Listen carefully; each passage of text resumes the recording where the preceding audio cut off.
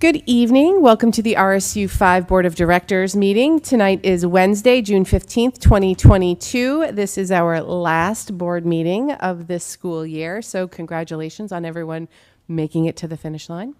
I guess we should say that after the meeting, but I'm going to assume you all make it.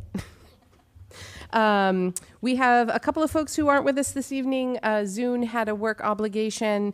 Vali will be joining us a little bit later, and I'm hoping Jill will also be here. And our student reps are using their well-deserved summer vacation pass already. But we'll get started with the Pledge of Allegiance.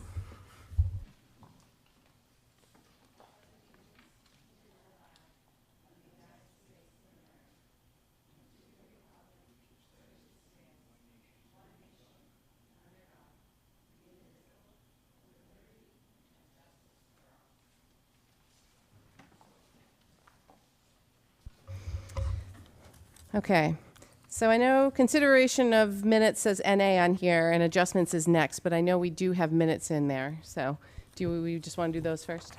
Yes, that's one of the adjustments. That's what I to add item 4A, consideration and approval of the minutes of June 8th, and then also to add a 15D to consider and approve the hiring of a grade 1 teacher at Durham Community School. All right, so we will start with 4A, which is, do I have a motion for consideration and approval for the minutes for the June 8th, 2022, as presented, barring any errors or omissions? Maddie and Beth, thank you for that. They were in the package, so you guys should have them. Any questions? All those in favor? Great, none opposed. Okay, I was just counting to make sure we had a quorum. We do. All right, so we've already talked about the adjustments. We don't have a board rep, and I don't see Jen, so we'll move on from there. Okay. So 7, public comment. So if we have anyone who wishes to speak, we ask that you come to the mic, share your name and the town where you live, and the mic is yours for 3 minutes. Okay. There is another opportunity at the end of the meeting. So if folks want to take advantage of that one. But we will continue on with number 8, Superintendent's report. So I know I said last time that was my last one. This is just really a brief one. So I have 2 resignations to report. Gigi McAllister, our literacy strategist, and Michaela McDonald, which is a Mass Landing ed tech. And I also wanted to note that our spring sports are finished except for our boys baseball team, and they are going to the States on Saturday at USM, which is very exciting, at 4:30. And we are playing Ellsworth, and this will be a rematch of, I think, 2019, so come out and support our Falcons. And I also want to just thank everyone who came out and supported the passage of the budget yesterday, and I'm just really thrilled to report that it passed in all 3 towns. And lastly, I would like to thank Zune for his service. I know he's not here this evening, but I just still wanted to mention that we received his resignation, and I really appreciate what he has done this year. And sometimes an encounter, no matter how brief, can have such a positive influence on an organization or an individual. And I believe that this describes Zune's time on the board. Although he did not speak often, his ideas were thoughtful, articulate, and always worth considering. It was his reflection about the crisis in Ukraine that caused me to brainstorm with our team about finding a way to ensure we had enough money for fuel next year. And I was always very grateful for his support and encouragement. And I think his presence will be surely missed on this board. And we wish him well and his family well with their move to the Midwest. And that's all I have to report tonight. So the the board meeting schedule is... Oh, I'm sorry. Thank you. Yes, go ahead. It is attached in your packet on the, I guess that's orange. Marigold. Yeah, marigold. there for your consideration. Thank you. So essentially, this follows the same cadence that we have had for the last several years around the budget, budget meetings, et cetera. Obviously, this is up for discussion as we'll have a new superintendent. So they, Jean may have a different plan around the meeting schedule and timing of that. But, we figured the best to start with what we know, and then we can adjust from there if necessary.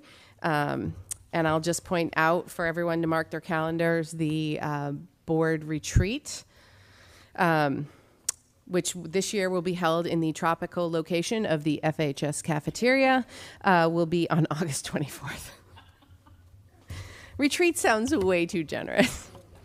Okay.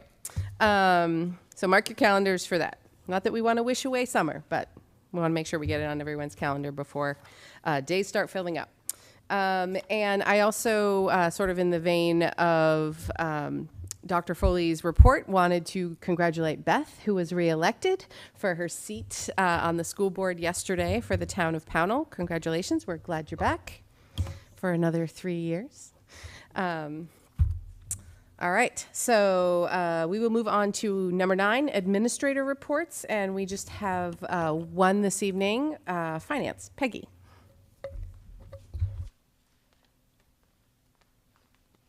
Good evening, everybody. Congratulations to all of you on the vote. Thank you for all of your hard work on every portion of the budget that you worked on. So thank you very much. Well, we only have the month of June left, and we're in good standing to get us through the month of June. I do want to point out that the summary articles that were in your packet have been adjusted a bit. You may have noticed that the career and technical education was in the negative, but that was a computer glitch that we discovered and rectified. And so that is fine. We are not overspent in career and technical education. I do want to mention to you, though, it is likely that the Finance Committee may do a transfer as you voted last June to authorize them to be able to make a transfer if necessary to cover an overage in our Article 8 of transportation and buses. And you may recall that there had been discussions in the past that some under budgeting happened, and we have needed to get the children to school. So, so you may hear something about that coming up in the future. And that's all I have this evening. Questions for Peggy? Thank you. Thank you. All right, board comments and committee reports. Didn't we have this on our last one? That's all right. We can talk about it again. Usually it's on every other one. Any board updates, committee updates that board members have from any of the other committees finishing out the year? Laura. I have one from the MSBA board, and it has been a few weeks, so I'll do my best. There was a lot of interesting stuff, and it was our first in-person meeting in Augusta since the pandemic. So we had a really interesting presentation from Kelly Bailey at Maine DOE. She's in charge of their social emotional learning and is a former educator herself. And she talked with us about social emotional learning and emotional intelligence training for staff. And SEL, she talked about SEL and safety being integrated with their work with SROs, like kind of going hand in hand, which I thought was really neat. And she has been heading up an effort through the state to create modules, which are basically like lessons, like a curriculum that is available to schools across the state. And it's SEL4, the number 4, me.maine.gov. So that was really interesting to hear about. I thought it kind of overlapped, not kind of, but I thought it had a significant overlap with a lot of our work that we've done around social emotional learning, and it sounded like a great resource. And so she gave a great talk to us about that. I'm hoping maybe they'll come to the conference and talk about that some more, because she was really awesome. And then we got an update on a legislative summary. They're supposed to be sending one out to us. So when I get that, I'll forward that to you. Just like a session summary, like a recap of bills that passed. last legislative session. And then typically we do a roundtable where other board members who represent other regions in the state do some sharing about what's going on in their districts. And one board member, they had a few interesting things that they shared. One board member said they're working on communication with their community, and they've decided to hire an outside facilitator and are involving the staff and the board and teachers and community members to, brainstorm about how to improve communication. So I wanted to mention that. I can follow up for further information, but I know that might be something we take on next year. And they're going to have focus groups, I guess they decided, in this facilitator with community groups involved. And then a board member from Kittery said that they had an SRO task force and came out with results from that. And then I think the last thing that I wanted to share, I told you it was a lot, was another district did a whole PowerPoint presentation at a board meeting about a gender inclusion policy. So that may be something we already have covered, but I also thought that sounded really interesting. So I will try to get that presentation from her. And I'll email you and share all these resources with you. So I think that's it. Thank you, Maura. So the group that hired the consultant, the topic is really just communication in general. Yeah, communication with the community, Okay. I think is what it was. Yeah. Susanna, welcome back. Thank you. Nice to be back. Mara, can you just clarify? Sorry, I missed the other district, what their presentation was. Oh, the gender inclusion policy. It is gender inclusion. Okay, thank you. Maddie. Not a committee report, but for some reason I thought that this was the time that we were going to talk about things that we want to ensure are included next year, or like now is the time to tee up those ideas. I think that's the retreat. Oh, okay. So I know historically Becky had kept a list of things we had talked about during the year, like, oh yeah, remember that next August when we're setting our agenda. I don't know if we have a list from this year. I feel like there weren't too many big ones that we... No, but I feel like Colin said something last time. Because you said to him... Yes, and then I promised my future self that I would remember what I said.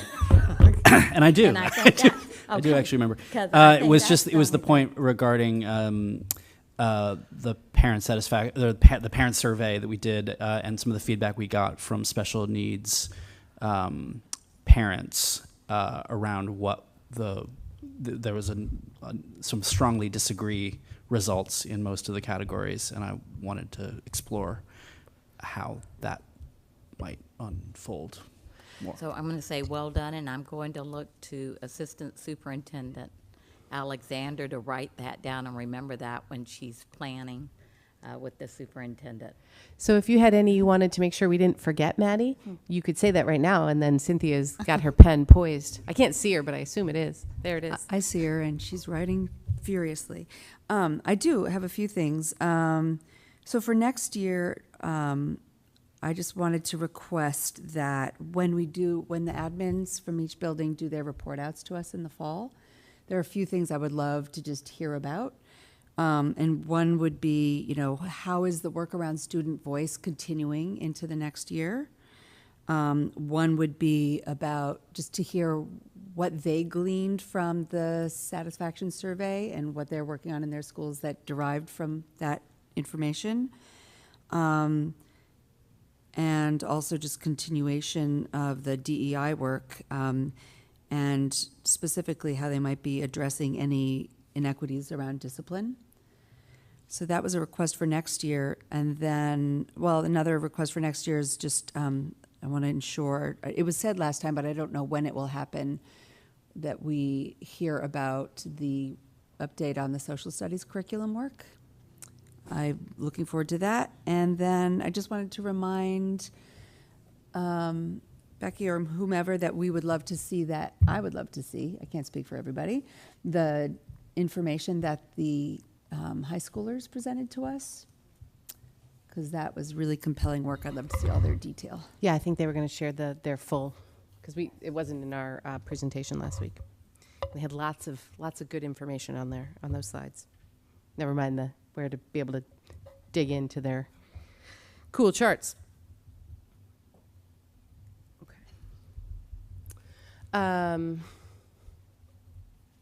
So Jill, we're just sort of talking about things we don't want to forget that we want to talk about in August as it relates to our work plan or things we want to make sure that we tackle next year. So if you had anything burning that you wanted to make sure we didn't forget, because Colin already forgot from last week, but he did remember. I guess the one piece that I would just want to work on next year is looking at the consultant and the percentages for budgetary reasons with the communities. Cost sharing. Yeah. Yeah. Yep.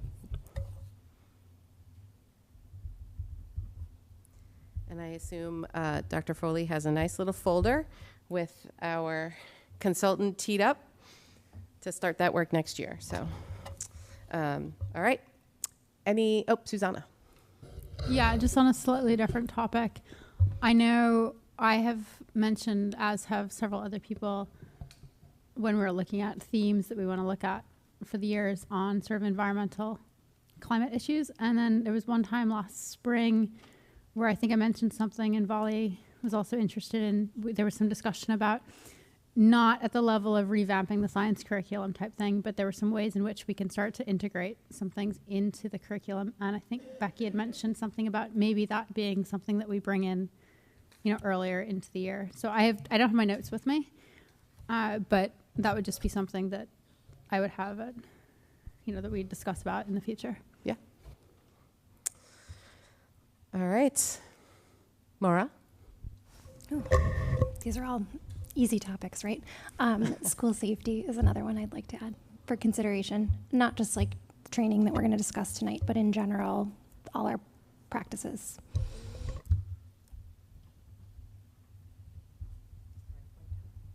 Safety. Oh. Yeah. All right. Look at this. We got the agenda already lined up for Jean. That's great.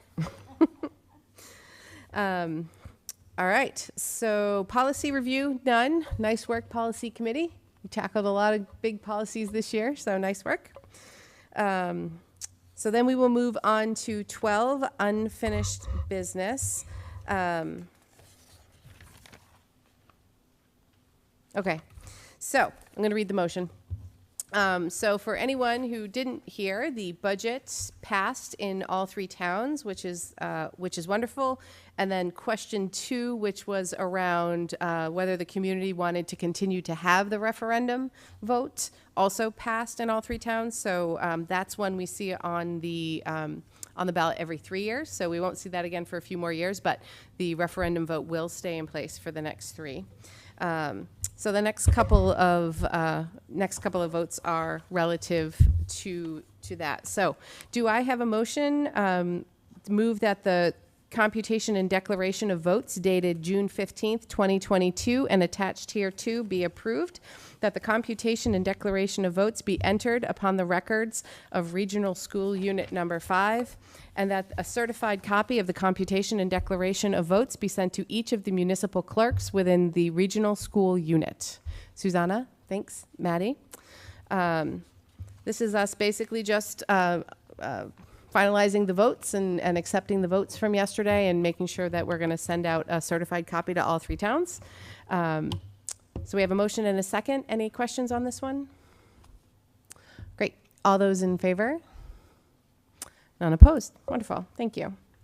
All right. So do we have a motion to move that the warrant for assessment of tax and the assessment schedule and notice of installments for each member municipality prepared by the treasurer for fiscal year July 1, 2022 to June 30, 2023 be approved and be issued in the form presented to this meeting, and that the treasurer be authorized and directed to deliver to each member municipality its warrant for assessment of tax and its assessment schedule and notice of installments.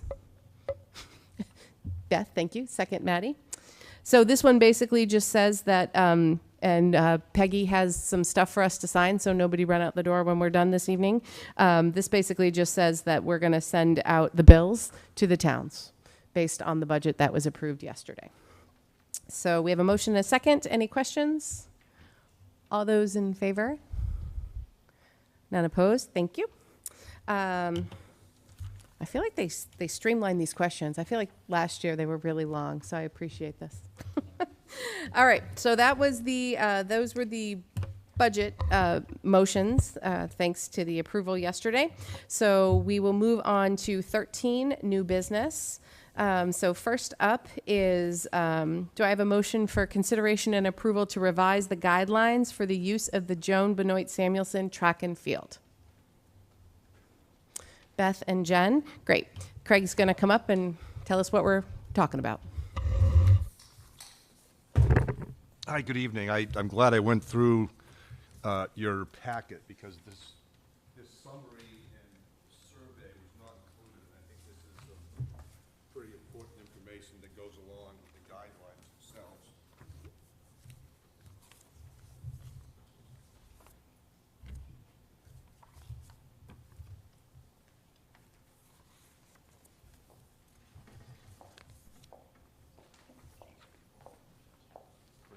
Has it really been 5 years? Yeah, it's amazing. It's amazing. Like, time flies when you're having fun. So for the people at home, my name's Craig Sickles, the Director of Athletics, and Peter Wagner is here with me. We convened the advisory committee about a month ago and went through the document, and he's here to also answer or add anything that I've missed. So yes, this spring is the 5th year anniversary of the facility. It's been 3 years since we had our last revision. And the major revisions at that time was just to clean up some language and also to add the ability to play a 7 o'clock game when we had triple header soccer games, first team, JV, and varsity. Playing a 6 o'clock game, you can't get 3 games in. So right now, the only time we can play a 7 o'clock game is if it's a triple header soccer game. I think there was an attempt to streamline. Oh, so this is an attempt for us to streamline and consolidate the guidelines, and you'll see when we get in it what we're trying to do. I think originally there were some accommodations made to gain support. Some of these limitations are unusual compared to other schools with turf fields. Right now, our practice times are compromised. We have restrictions on music. Prior to the facility, we had no restrictions on start times or the number of days of the week. The only restriction was darkness.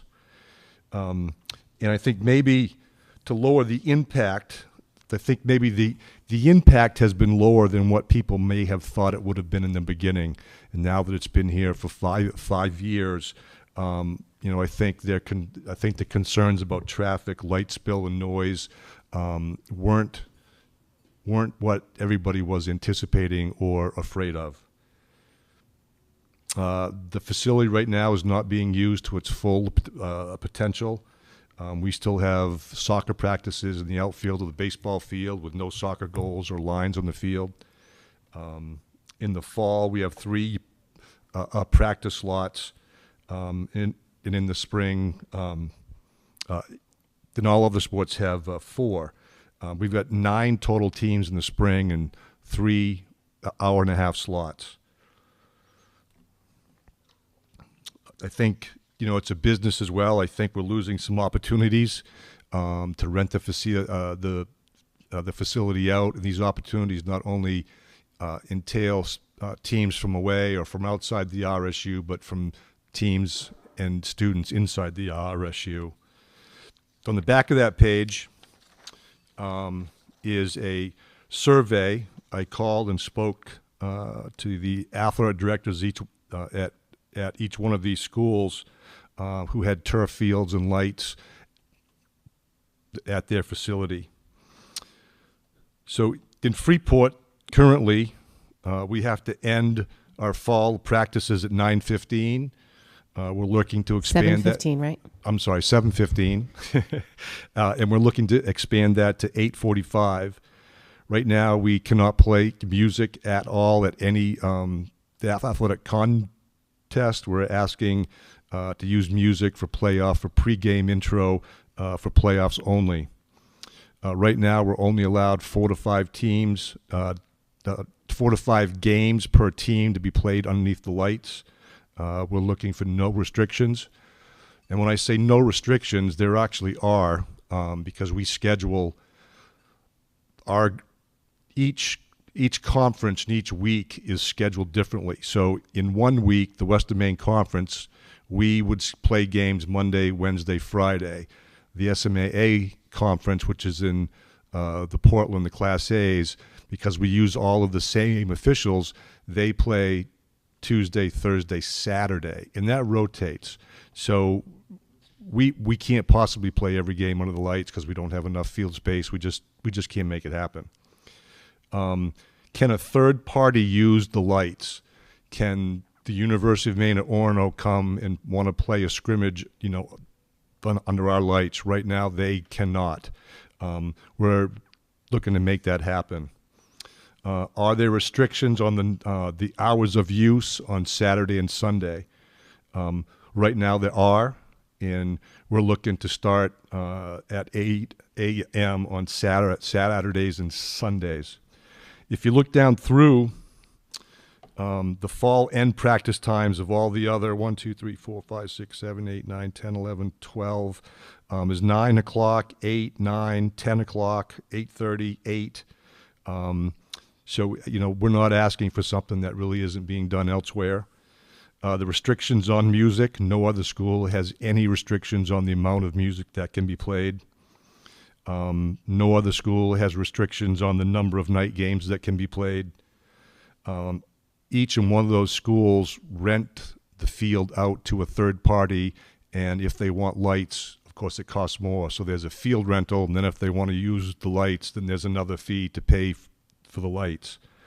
And the restrictions on the hours of use on Saturday and Sunday, no one has any restrictions. And prior to the facility being built, we didn't have any restrictions either. We don't have restrictions at the middle school, on the baseball field, the softball field, the tennis courts. Does anyone have any questions before we go through the guidelines? I'm going to try to take you through this quick because it's 12, 15 pages. If you have any questions, please speak up. And Peter, if I forget something, please join in.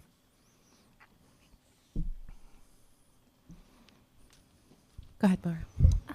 So is the thought, thank you for this, Craig, is the thought that we'll charge extra for the use of the lights too? Just curious. So I'm not sure I can answer that question now. I think that will be something that community ed would have to look at. They would have to compare what does other schools charge, what do other communities charge. I don't think we would turn the lights on for free and not have our students involved and not have someone else pay for those lights. Right, because all of the rental of the facilities out there goes through community ed, right? Correct. Yeah. Okay. All right. So again, we're trying to consolidate this and make it a little bit easier to read. Hold on. Sorry, Maddie. So he's going to go through the questions, the changes, so about what he started with already? Okay. Thanks, Craig. Sorry, before you get into it, about how often would you say you've had to turn away a third party that would like to rent the facility?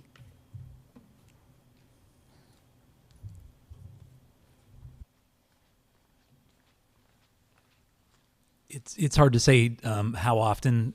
It's probably been 10 times over the last 3 or 4 years. Thank you. So it's not if there are changes made to this policy or to the guidelines, it's not going to be like an every week kind of situation, I don't believe. Okay, thank you.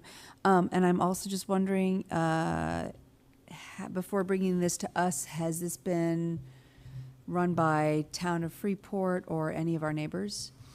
So we met with the neighborhood representative. After this draft was made and all the changes made, he sent that out to the neighborhood. The feedback that came from him, also the neighborhood knew of tonight's meeting. The neighborhood knows that at some point this has to go to the project review board, probably in August. I want to say 17th, but don't hold me to that date. So through the neighborhood rep who sits on the track and turf advisory committee, there's 4 of us. It's Peter and I, the police chief, and the neighborhood rep. And so we met with him. He was part of this process of making these changes. And he shared them with the neighborhood. The feedback at the time was that they're not so concerned now with the lights, the traffic, the music as it's written here, the later practices. They did have some concerns with the earlier start times on Saturday and Sunday.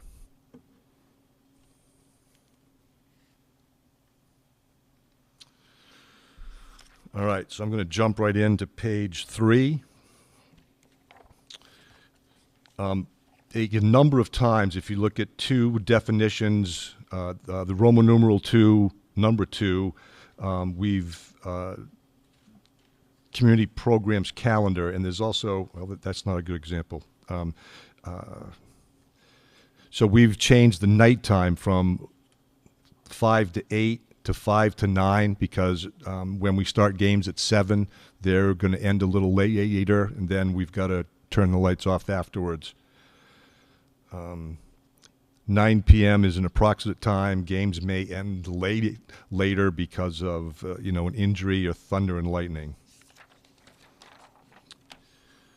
On page 4, this is what I thought I was talking about the first time. So where it says Freeport High School athletic administrator or recreation coordinator of RSU5, every time that appears in here, which is significant, we've changed that to the director, because that's really what's happening now. And you can see that below on Roman numeral 4, number 7. We did the exact same thing there. We added cowbells, because cowbells weren't there originally. As eliminating, right? No cowbells. Right. Right. But Becky's we've upset added with that. cowbells is something that can't happen. On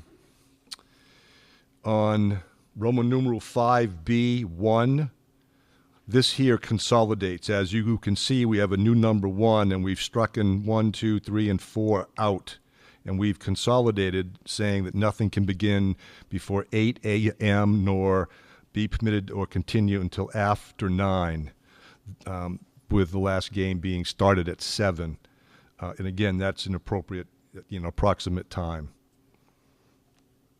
Games down at the bottom, letter C, games may start no later than 7 p.m. And what I told the neighborhood rep is, if I can start games at 6, I'm going to start games at 6 because I get home earlier. But what happens is when we start games at 6, then the JV game has to start at 4:15. And with a 4:15 time, that means that time. So if the game starts at 4:15, the other team really is out there at 3:45.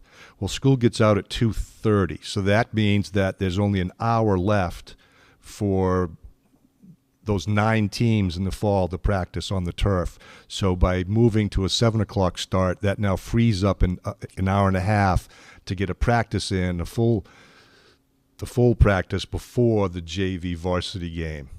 So instead of a first team JV and varsity, we're now going to have a practice JV varsity. On page 6, on the top, this is just cleaning up. The middle school may play up to 4 games. It didn't say per season. I didn't want them to think we can only have 4 games across fall, winter, and spring.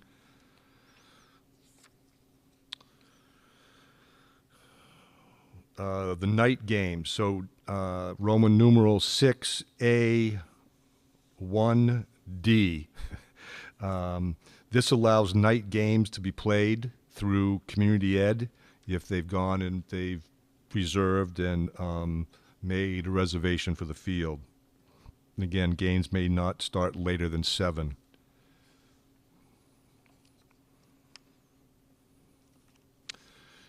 In number 5, we added that first sentence on the bottom. It used to have to end practice at 7:15. We now want to end at 8:45, meaning that the lights will be turned off 20 minutes afterwards, as soon as people are off the field. I'm going to keep moving if I don't see questions. Number 7, page 7. No Saturday night games will be scheduled unless the makeup game is required, with the exception of approved community program events or reservations, which must be completed by 9. And again, the same for number 7. Can I ask a question on that? So why would we eliminate our own ability to have a Saturday night game but allow other people to rent it for a Saturday night game? So we can play Saturday night games if it's rescheduled from Friday, and I mean, maybe it doesn't matter. Maybe Saturday night games are not a thing, but like I feel like that's. I mean, so if this is just devil's advocate here, if we pass this, we could rent out the field every Saturday night, right? correct. We wouldn't, but we couldn't use it for our own teams unless it was a rescheduled game. Yeah, and I think, as it reads now, yes. I mean, I could understand the Sundays because that seems a little bit different. But well, I don't know. I guess I would be in favor of just eliminating the requirements on the Saturdays and keeping all requirements on Sunday nights, right? But that's just curious on the rationale if there was. Maybe it's a moot point. Maybe Saturday night games aren't a thing. But. Yeah, well, on the Saturday you've got the whole day to play, so it's, for school teams, we don't need Saturday night, and I don't need a Saturday night. I see what you did there, Craig. I like it. Okay, that's fair. Okay. The PA system will be used by adults only. We've had some really responsible youth want to do some stuff on the PA, to help us out, to help me out with, announcing the starters. And right now we can't do that. It says adult only. And in Roman numeral 7B, the PA system may be used for other sports to announce the names of student athletes who have scored or assisted. The PA was only allowed to be used for football games for play-by-play announcements. Tackled by so-and-so, ball on the 35-yard line, pass completed to number 42, touchdown by Craig Sickles.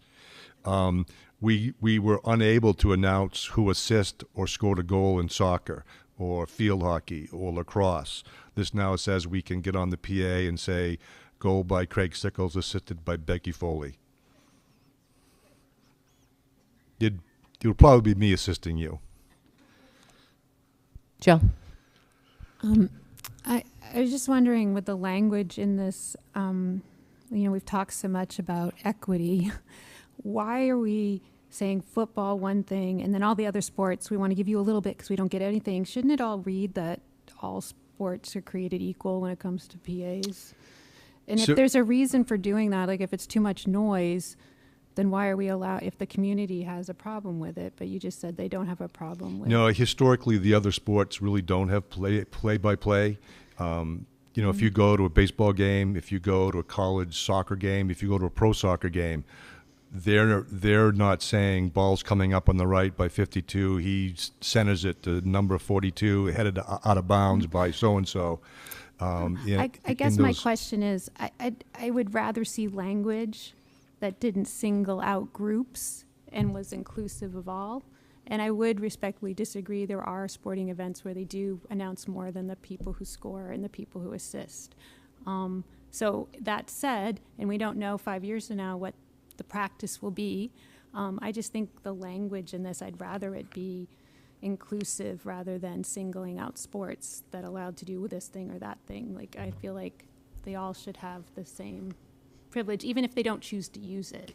Yeah, I think your point's a good one, that, you know, the way we had it in here before was because you kind of needed it for football, right? So our goal was not to have it on everything, but you kind of needed it for football. But if we're saying that you can announce the other things, which is the typical use in those other sports like lacrosse or soccer or field hockey, then maybe we don't even need this bullet altogether, right? Because we're not really eliminating anything that would typically they would use the PA for, right?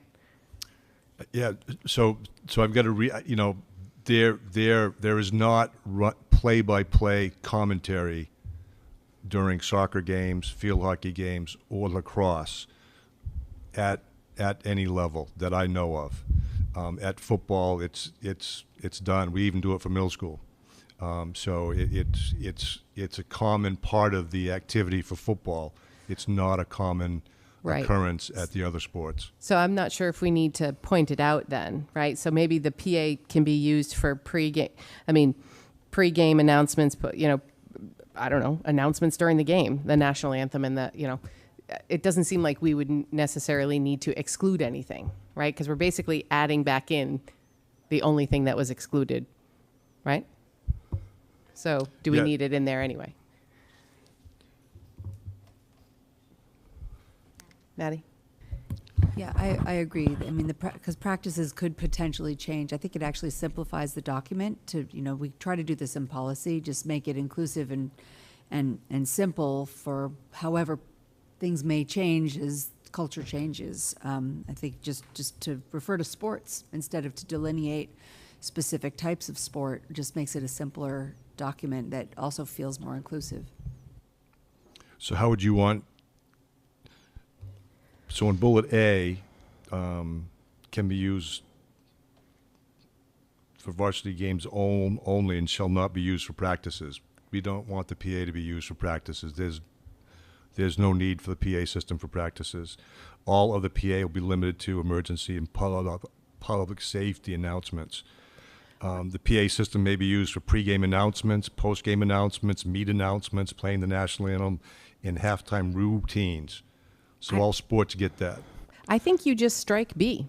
I think we say the PA system will be used for official varsity games and events only and not practices and emergencies, period. And that allows you to use them as we've basically outlined in all. I mean, I don't think you need B with A if we're trying to say that during those sports, you can use them the appropriate way that we expect them to be used, right?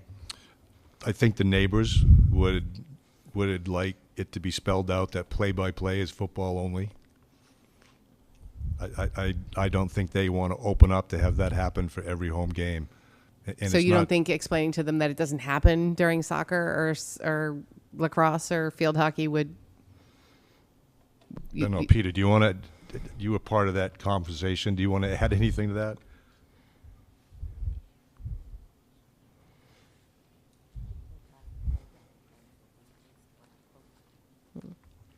I think there's some value in both sides of this discussion right now.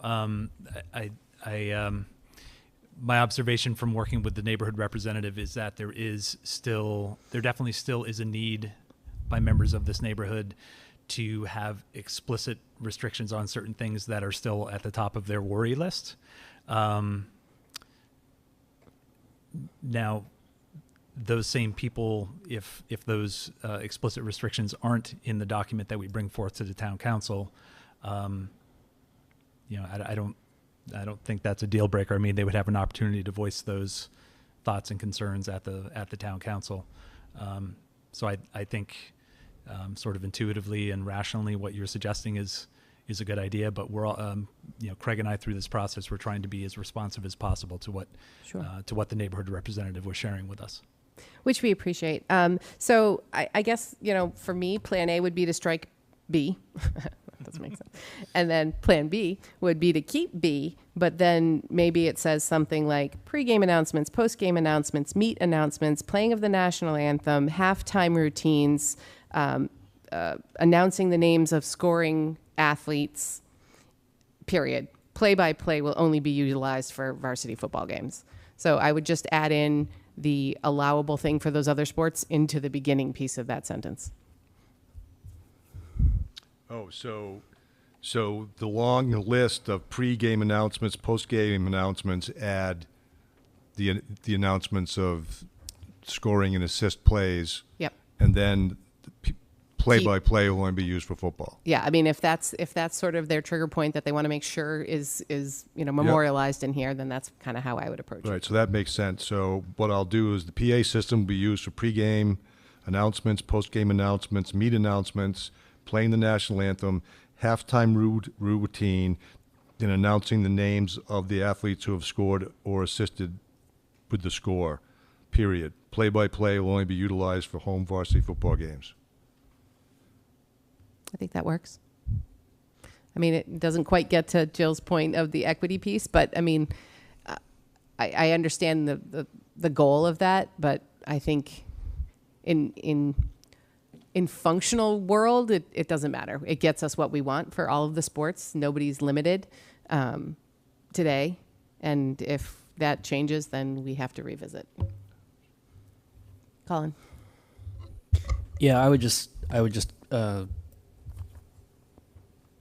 say that I very much agree with what Jill is saying, and I think that I don't like the idea of us enshrining an exception for a predominantly, if not entirely, gendered sport, particularly given the fact that our students last week presented us with information saying that one of the concerns that was voiced by the students that they were surveying had to do with a belief that there are inequities at the school in terms of how different teams of different genders are being treated. So I'm sensitive to, or I'm appreciative of the rationale to keep it in there, but I don't think it is a good idea. Susanna. Thank you. I've got two questions. One is, instead of saying something, I mean, I support the aspect of the addition of, youth and other sports to announce students that have, scored or whatnot. But wondering whether, instead of singling out football to say that play-by-play will only be utilized for home varsity football games, is it possible, because Craig, what you're saying is that play-by-play is something that we only expect, we only see in football. Can we say that instead of mentioning football at all, say something about, the PA system will be used for pregame, yada, yada, yada, to note students that have scored or assisted with a score, and in accordance with standard game protocols or standard sport protocols, that somehow worded in a way that says, in a professional football game, yes, you have this. In a professional soccer game, no, you don't. So we don't expect it either. Or something that gives that. But it also gives the flexibility that if you have, say, an outstanding lacrosse player, whatever sport, you could make some kind of acknowledgement over the PA system for something that isn't necessarily a scoring. Not that you would if that's not standard process, but if there's a way of just putting in there that it will be used in accordance with that sport standard, and that way, in theory, you're focusing on football because that's the sport where this is expected, but you're not saying this male-dominated sport is somehow special in this capacity. So that's one question I have. The second is, saying that we're looking forward for this, and saying that we don't know really what the situation is going to be in 5 years. We're saying that this play-by-play is necessary for football. We're identifying varsity sports. If we have a JV football team, are we going to say, well, sorry, you guys aren't good enough for us to acknowledge a standard practice in your sport? Do we need to say that it's only varsity? Do we need to say, I don't know. It's just a question that I had. What would you do with a JV football team? You don't do it. So, but you had said that this is standard practice for middle school and community events. So then do you say, okay, you went through middle school, you were on the varsity middle school team, we did all of this, but then you got to ninth grade and, we don't acknowledge what's the standard practice in your sport? Well, middle school games used to be sorry. sorry, the middle school games used to be played at Pownell Road, and that's where most of that happened. Now that we're playing them on Saturdays on the turf, one, I have a hard time finding someone to run the clock, never mind someone who wants to speak on them. You know, this all assumes I have someone that wants to do this, which is very hard to find. So now that you have talked me through that, football, we are not doing play-by-play with middle school football. And we don't do it with JVs. And we don't do starting lineups with JVs. We don't do the anthem with JVs. If it's a varsity thing only, that's fine. It's just that you had mentioned that it was used in middle school, so that just seemed a little bit, and that it was standard, so that just seemed a little bit awkward that if we're sort of future-proofing this to the extent that we can, that we would have that stipulation. But my comment about standard practice in the sport rather than highlighting football still holds, so thank you. Maddie? I was going to say something similar, that, I mean, I think we want to create a document that is not so much reflective of exactly what's happening today, but could stand the test of at least the next few years until it needs revision again. And I think simply saying, you know, using it where the practice is common, and that leaves some discretion, you know, to the powers that be. We try to craft policy that way, where there's discretion, where discretion is helpful. Yeah, I agree. I think the problem is if that's the case, we strike B altogether. If we're not, I think the only reason we have it in there is as that comfort level for the neighborhood, right? And if we're not doing it for that, we don't need B at all. A covers us. So you know, maybe the first option is to strike B altogether, and if that's not palatable to the neighborhood, then I would come to them with Susanna's approach around, you know, where it's typical, or, you know, and then not specifically identifying football. And, you know, maybe when you and Peter use your powers of persuasion to explain to them why we're putting that language in there, it's not in a goal to circumvent their desire to only keep it, you know, to a limited group, but trying to, you know, address these equity issues in our policies, then hopefully they can get on board with that. Joe. So what I'm hearing you say is this. The first sentence in 7B will stay, and we're going to add and announce the names of the students that have scored or assisted with the score. And then I'm going to have another comma that says, and play-by-play, and again, I'm just throwing this out wordsmithing, and play-by-play will be used under standard practice and commonly used and typically used activities. Yeah. Something to that effect. I just want to go, because I did bring this up. I'm not in favor of keeping B in. I think A says what I envision it saying. I guess when you started the presentation, you said you talked to the community, and really the one thing they had a concern after the facilities being used was the not having too early morning start times. And so now I'm hearing that they are palatable to what's written here, but noise is an issue for them. Am I incorrect in that? I think so. The reason they didn't talk about the play-by-play because that wasn't being changed. If this had B out and play-by-play wasn't somehow being regulated to.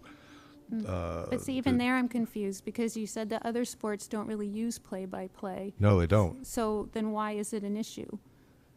Because they The don't fear want of it, potentially. Yeah. I mean, I guess, you know, noise is noise. I find putting limits and recognizing individual sports teams, especially when those teams are something that's seen inequitable at times.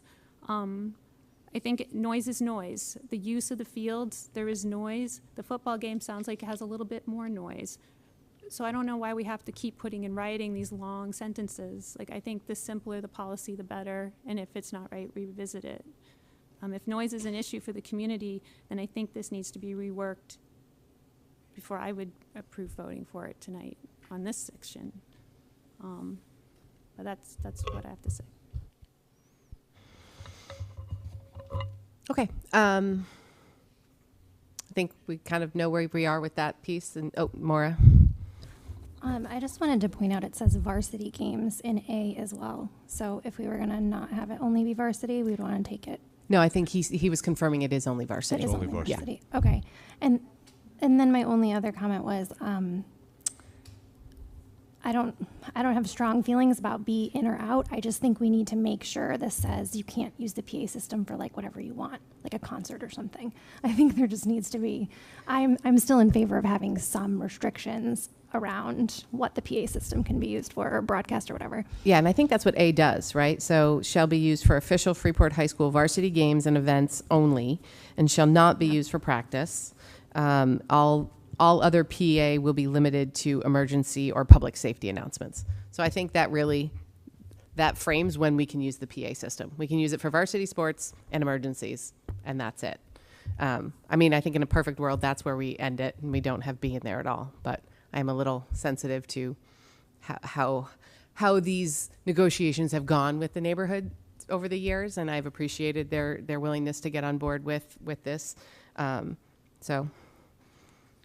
I'm not going to vote no because of it for me, but I would encourage you guys' best efforts to probably strike B altogether with them. So the other thing with the sound is there's a town ordinance, noise ordinance, and when we put this facility in, we had to meet that ordinance. So at the property line, the decibel level had to be whatever the ordinance was. So when the PA system went in, they programmed the PA system so that the sound coming out of the PA system at the property line met the town's sound ordinance. You can't even the controls are such that you can put the volume way up to 10, but it's not going to go to 10. There's a restrictor on it. So no matter how you control the volume knobs, the system is such that it will never be more than what the town ordinance is. All right, I think we've beaten that one for a bit. If you want to keep going on with the other changes. Well, I'm not clear what it is you want me to do with B. I think we want you to get rid of B. Okay.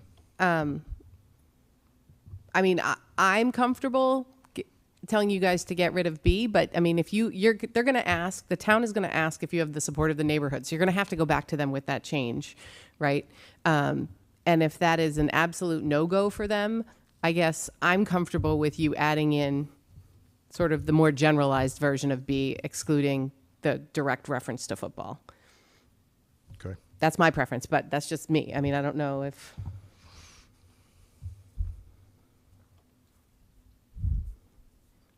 Beth.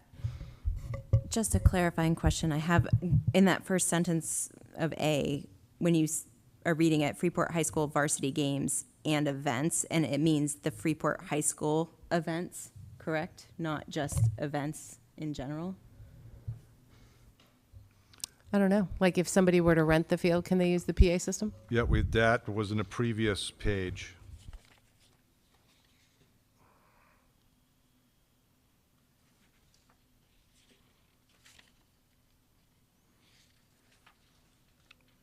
I believe. Peter, can you help me out that?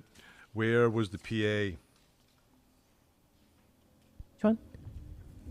Isn't it 7C? Isn't Roman numeral 7C just below scheduled events which require the use of PA system or require right. approval for use from the, et cetera? Right. I think, that picks up what you're talking about. Thank you, Colin. On what page? It's right below It's the one we've been below talking it. about. It's You just C had- below Oh, B. 7C. okay. Yes. I hadn't yeah, we read haven't down got that there far yet. yet. Sorry. We're the epitome of not reading ahead. So what I'm hearing you is I'm going to go back to the neighborhood and say we'd like to strike B. If there's an opposition to that, then I will add the play-by-play will only be used when standard practice, commonly used, typically used by appropriate events. And if anybody wants to email me a wordsmith sentence, I'd love it. 7D, we added the letter D. This allows pregame music to be played during playoff, tournament, and championships events. All the music must be screened. Night nighttime pregame music will be limited to 30 minutes of continuous play. The neighbors, that came from the neighborhood representative. They didn't want music going on and on and on. So similar to your previous concerns under 8A, we took out football because it really, when we wrote this, football was the biggest concern by the neighborhood. And we've actually had some playoff games where we've done this for soccer and other sports because there was going to be just as big a crowd. And sometimes the crowds at soccer are bigger than a football game, depending on who we're playing. So we just said for all large events, regardless of who it is, we'll go by the large event practice plan that went by the Parking and Traffic Committee. And then in the last 9, it's been 5 years. Again, I think some of the things that the neighborhood thought the way things might be didn't really turn out to be that way.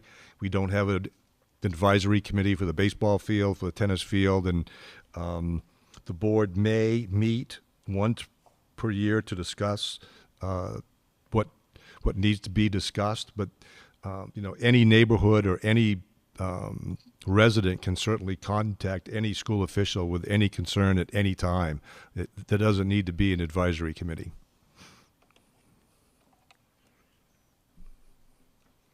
And they were on board with that?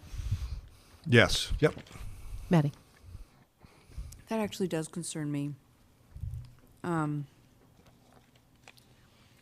Because we have short memories. I mean, the advisory committee for the FPAC went away, and people forgot who owned the piano and who donated it. We had to find it in the archives and get that information. So I don't know. I think it's important to. I was there. It was hard to convince this community to vote for that track. I think it's important to have, even if it's just a handful of people in a room for half an hour, I think it's important to have at least an annual opportunity for folks to bring their concerns forward.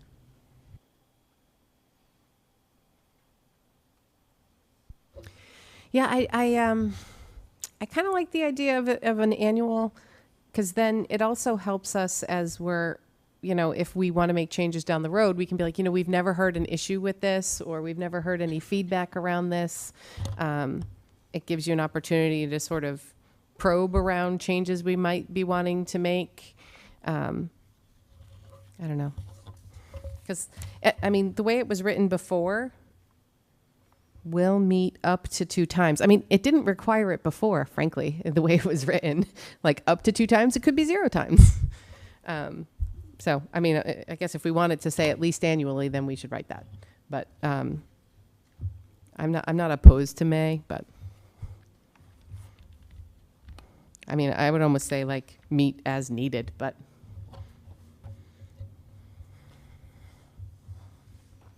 I don't like to make other meetings for other people's calendars, so. Colin.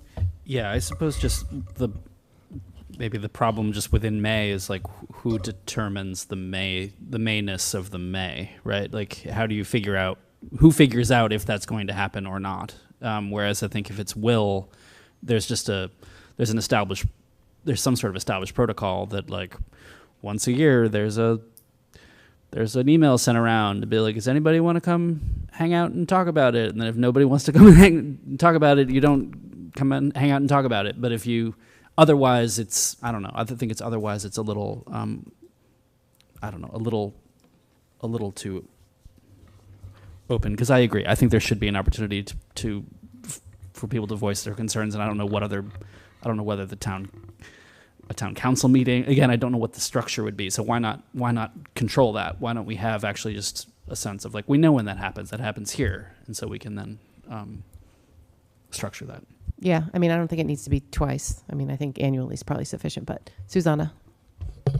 Yeah, I think it should be in there just because otherwise it's going to turn into my cable TV board meeting that apparently may happen annually and I still don't know anything about it. But what if we said something about, at least annually or something of that sort, so that there is one meeting on the books, but if it needs to happen twice, if it needs to happen more often, the language is there that permits that. I'm not opposed to that. So the board will meet annually to discuss. Or at least At annually? least annually, yeah.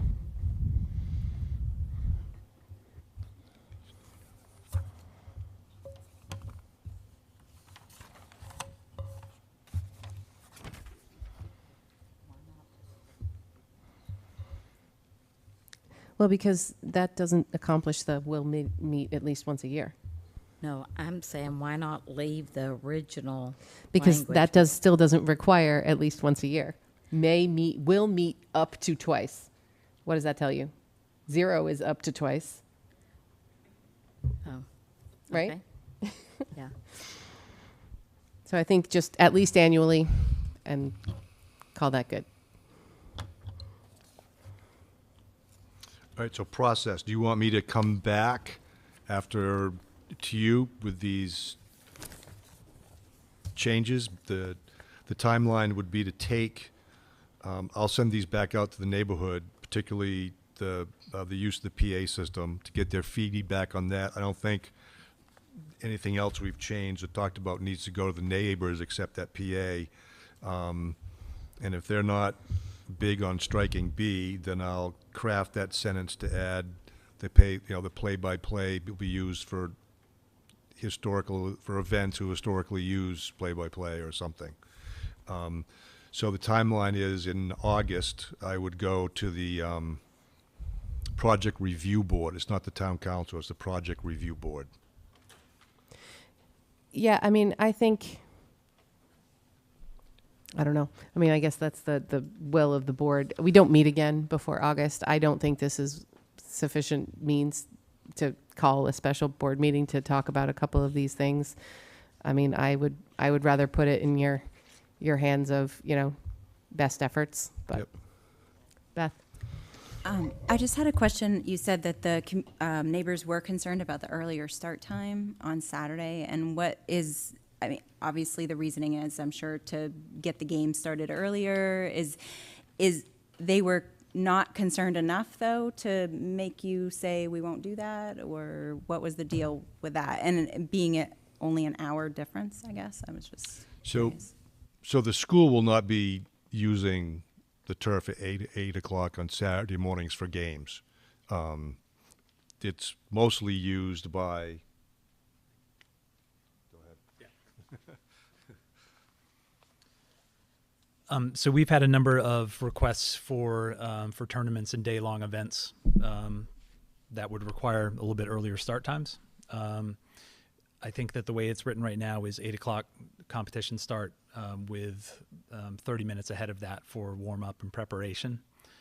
So there was some concern expressed by the neighborhood representative, but to answer your question directly, no, there wasn't this is a deal breaker, it needs to be changed.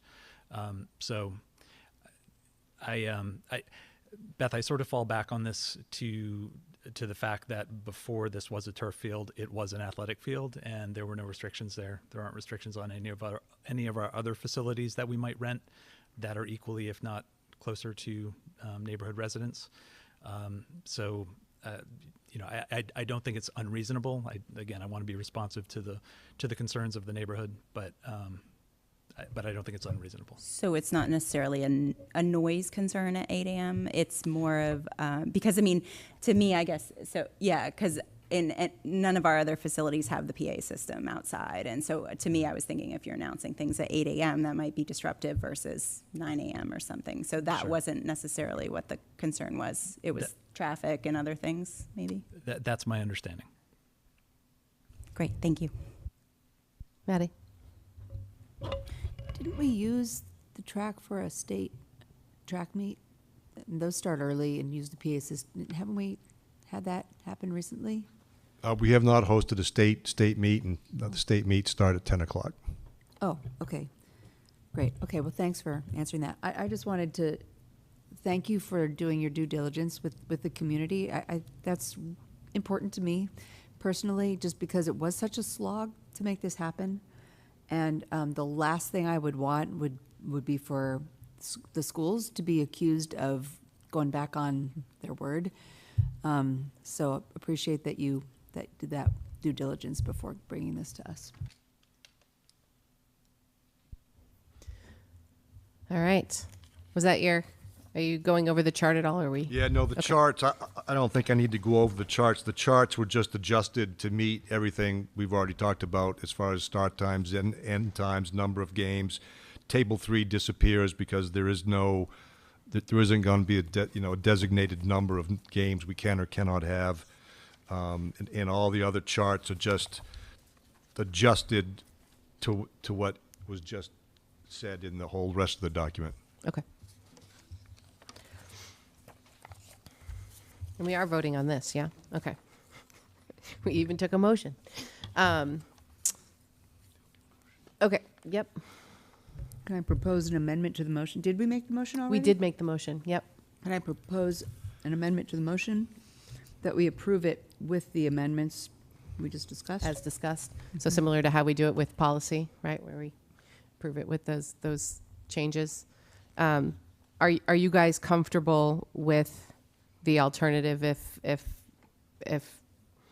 striking B is an absolute no-go for them? I just wanted to say, when I'm listening to the discussion, I just wanted to, if it is an issue, I think some points that need to be pointed out is that I heard tonight that the decibel level is set at a certain volume at the property line. So no matter what is said, that volume never goes above that. I've heard tonight that sports operate under different kind of procedures or Norms. Yep. precedents for those sporting events. So to me, that means that they're not going to go over, and we don't need this, because it's the language that bothers me. So I just want that brought up, not that it was just about the language, because I think those other 2 points are important. I think anytime you have a facility in a community, it's more than it's light pollution, it's noise pollution, and then if we're scheduling this consistently, that changes the quality of life. And also, I mean, you're getting a bump because we live in a great community with great schools, but if your house is next to the turf field, what does that do to your property value? Is that good or is it bad? I don't really know. But I think if I was a homeowner, I'd be thinking about these things. And so at the end of the day, I think that's probably why it was so hard to pass this, because those are big issues, and this is a field with lights and noise. Yeah, 100%. I mean, I think the noise was a big one, and the traffic, but I think the largest one was the lights when we first started this. And then, once they actually had the testing, I mean, it is so minor at the property line. It's almost pitch black at the property line. But the fear was that it was going to light up the neighborhood. So I think, I appreciate our engineers and everyone who put in all the work to put it up. They delivered on what they said, which was the decibels will stay below, the light will meet the requirements, the however many foot candles they had it to be. I don't remember anymore. 0.02. Yes. 250 foot lights, what? But, they built it, and they didn't go back on what they said. They built what they said they were going to build. The impact was what they said it was going to be. To get it done, we put some more restrictive requirements in place with the expectation that let's see how this goes. And here we are 5 years later trying to adjust based on what's actually happening. So my hope is that they'll be open to that, particularly knowing that we do respect where they're coming from as being abutters to this. So, all right. So, I don't know if I'm going to look to Maura, my Robert's Rules person. Do we need to officially amend it based on the conversation here? I think if Maddie amends her motion and then whoever seconded it. Oh, initially? Okay. Oh, I have the first motion. on You that. motioned it? Yeah. So I amend my motion to say. Right. say As what? discussed. As discussed. Okay. So I will amend my motion to add in the adjustments as discussed. Okay. As discussed. And then Maddie was the second? I think Jen. No, it was Jen. You good? Okay. All right. We have a motion on the floor and second. Any other questions or comments before we vote? All right. All those in favor? None opposed. Thank you. Thank you, Craig. Thank you. All right. This one should be quicker. Do we have a motion for consideration and approval to authorize the superintendent to hire staff between June 16th, 2022 and the first board meeting in September 2022? Susanna and Jen, this is one we have on here every year so that we don't all have to meet to be voting on all the hires that happen over the summer, right? Okay. Any questions? All those in favor? Not opposed. All right. So I'll put the motion on the floor and then we'll have a quick conversation about this. Do I have a motion for consideration and approval of the delegate and alternate for the Maine School Boards Association Annual Delegate Assembly at the annual fall conference? Folly and Beth, thank you. So this one we put on the agenda. I'm not sure if it came from MSMA or if it came from Mora as a suggestion. I know in the past we have had some a little history. When I first joined the board, like we never looked at the resolutions before the person went to the meeting. They just went and voted. Over time, we've evolved and started having discussions around how we want our delegate to vote on these things. You know, so these resolutions are kind of what drive the policy work for MSMA or MSBA. So we've had those discussions, and in the last few years, we've had a lot of questions around the meaning behind the resolution. So we've, been like, well, if they mean this, then we're in favor, but if they don't, then we want them to change it. So what it sounds like they're doing is, I don't think we were alone in that. So what they're trying to do is they're trying to have regional board meetings in September in advance of the meeting in October to explain the resolutions so that the delegate can and the alternate potentially can then go back to the board armed with that information. So then the board's discussion can be around like, okay, this was the intent. Are we in favor? Are we not? So in order to do that, we then need to choose the delegate and the alternate now, right? Is that fair? Okay. So anybody have the date? I think it's in here, right? 22nd of October, I believe. So the 22nd of October is the actual delegate assembly, but in an ideal world, the person would also be able to make the regional meeting in September for that first discussion. Are those in here? Yes, because we are Region 7, so September 8th. And I think at least as long as at least one of the two, the delegate or the alternate, could be there for that September 8th meeting, then that's probably perfect world both, but at least one. I know it's kind of hard to book your schedule several months out. But maybe if you write it down now, then you won't plan anything else. You what? You can't? You actually have something booked already? Yeah. You're a busy woman. Me too. You Out of town. I mean, out I of state. assume you have something booked every day, so. Yeah, I'm going to a really cool party that night. I'm not gonna be. Good news, it's in the morning.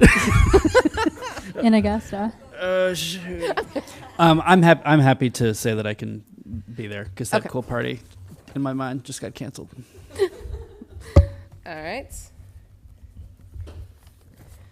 I mean, I generally go anyway to the conference, so I'm happy to be the alternate if for some reason Colin cannot perform his duties as required.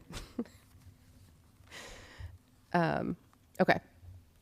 So motion and approval for the delegate Colin, the alternate myself, unless someone else is really dying to do it, for the fall conference. Susanna? Sorry, I thought we were voting. Oh, yeah. Jumping No, ahead. we keep your hand up. All those in favor? None opposed. Great. Thanks, Colin. I should write it on my calendar. Just to be clear, we are talking about September 8th. Yes, that is the September 8th and October at 22nd. 6 p.m., which is in the evening time. No, I was talking about the actual delegate assembly is October 22nd in the morning. I know. Yeah, I know. It's a double duty. Sorry. Michelle, Yes. I was just going to say, I have to be running the regional meeting, so you don't necessarily have to be there, Colin. I'd be happy to. Oh, good. Yeah. Interesting. Cool party back in the offing. back on the schedule. Okay, great. All right, so new business 13D. So do I have a motion for consideration of approval that pursuant to section 1485.4 of Title 20A, that the Finance Committee is authorized to transfer not more than 5% of the total appropriation for any cost center in the FY23 operating budget to another cost center or among other cost centers, provided that the total FY23 fiscal year operating budget shall not be increased by such transfers. Volley. Maddie, thank you. So this goes back to what we were talking about earlier, what Peggy was mentioning in her finance report. So this allows us to basically fill any small gaps if we have a shortage in one article but a surplus in another. It allows us to move up to 5% of the sending article, if that makes sense. So it just allows the finance committee, instead of the whole board having to meet the last week of June to make that happen, we just give that to the finance committee. So, any questions? All those in favor? Great, none opposed. All right, new business E, safety committee update.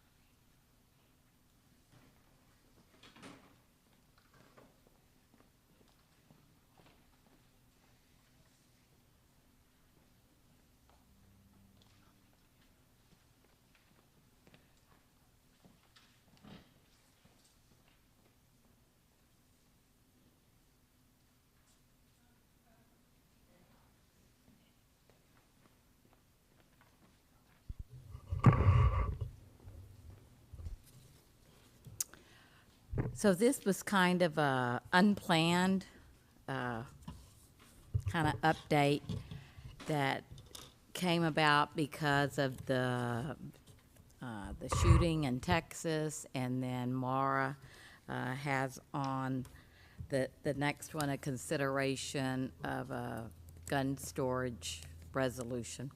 And so I thought at the same time it might just be good to give you an update of kind of what's going on in RSU5.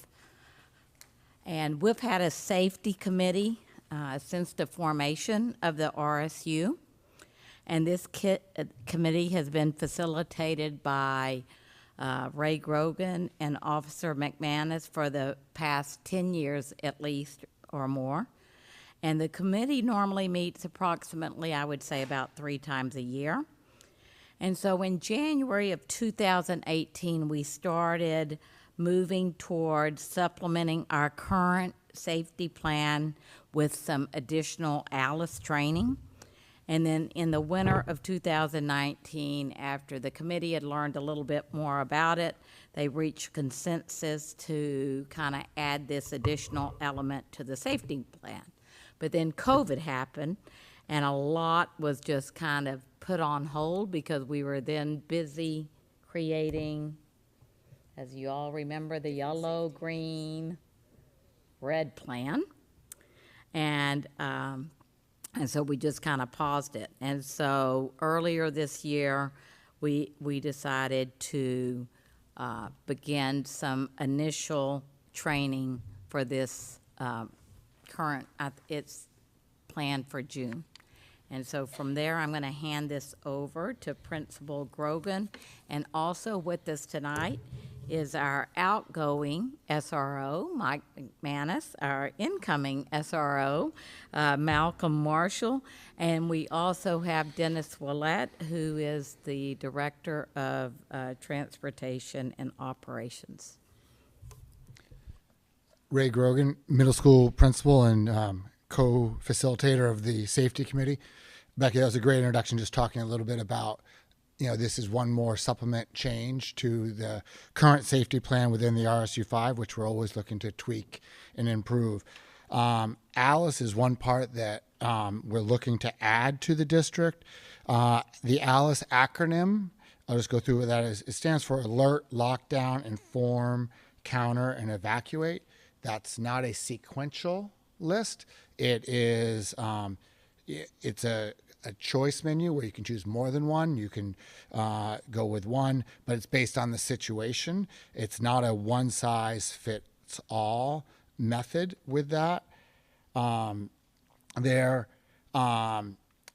It also advocates for clear language for increased communication during any sort of event with that. It empowers staff to make decisions based on real-time information, and there are multiple options the staff are trained to be able to do based on what the situation is and where it is. It looks to strengthen on the system that we already have in place in RSU5. Currently, we're required to do 6 to 10 safety drills a year, and that number varies depending on the level, where the elementary does the most and the high school does the least. Most of these are fire drills. Some are code yellow, which currently means that we remain in place where we are. It's a shelter in place, and the teaching in the classroom goes on. With the new system, this would just be clearer language around that. An example of that would be last week we did have an emergency medical situation at Freeport Middle School just outside of our front doors. It was announced over the PA that we're now going into code yellow, and so all our teachers knew, all right, we're in code yellow. I still teach. I check the halls, make sure no one's out there, and we keep our kids in the room until the code yellow is removed. Under the new system, we would explain what's going on with clearer language and a location.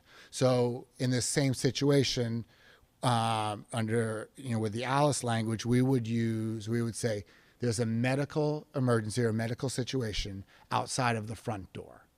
So the teachers know where it is and what's going on.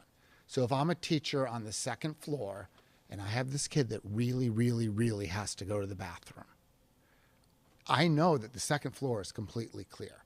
I can, open my door, watch them go down there, say, go down there, back, and come right back. It just gives a little more flexibility in that situation there, gives the teachers real information of what's going on with that and where it is with that. If you know it's out front of the school, you're going to keep your kids away from the windows and that type of thing. So it just gives clear information. That's just one situation where, that would be the most recent one that we've used a code yellow in our building and how that would be different. We are required to do 2 code red drills a year at all levels. Currently, what we would do is a code red announcement would come across, and that would be just, we're now in code red.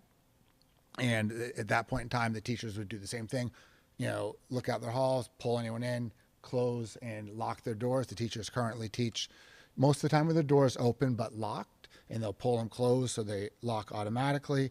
And then that's when all of the students will congregate in one area of the room.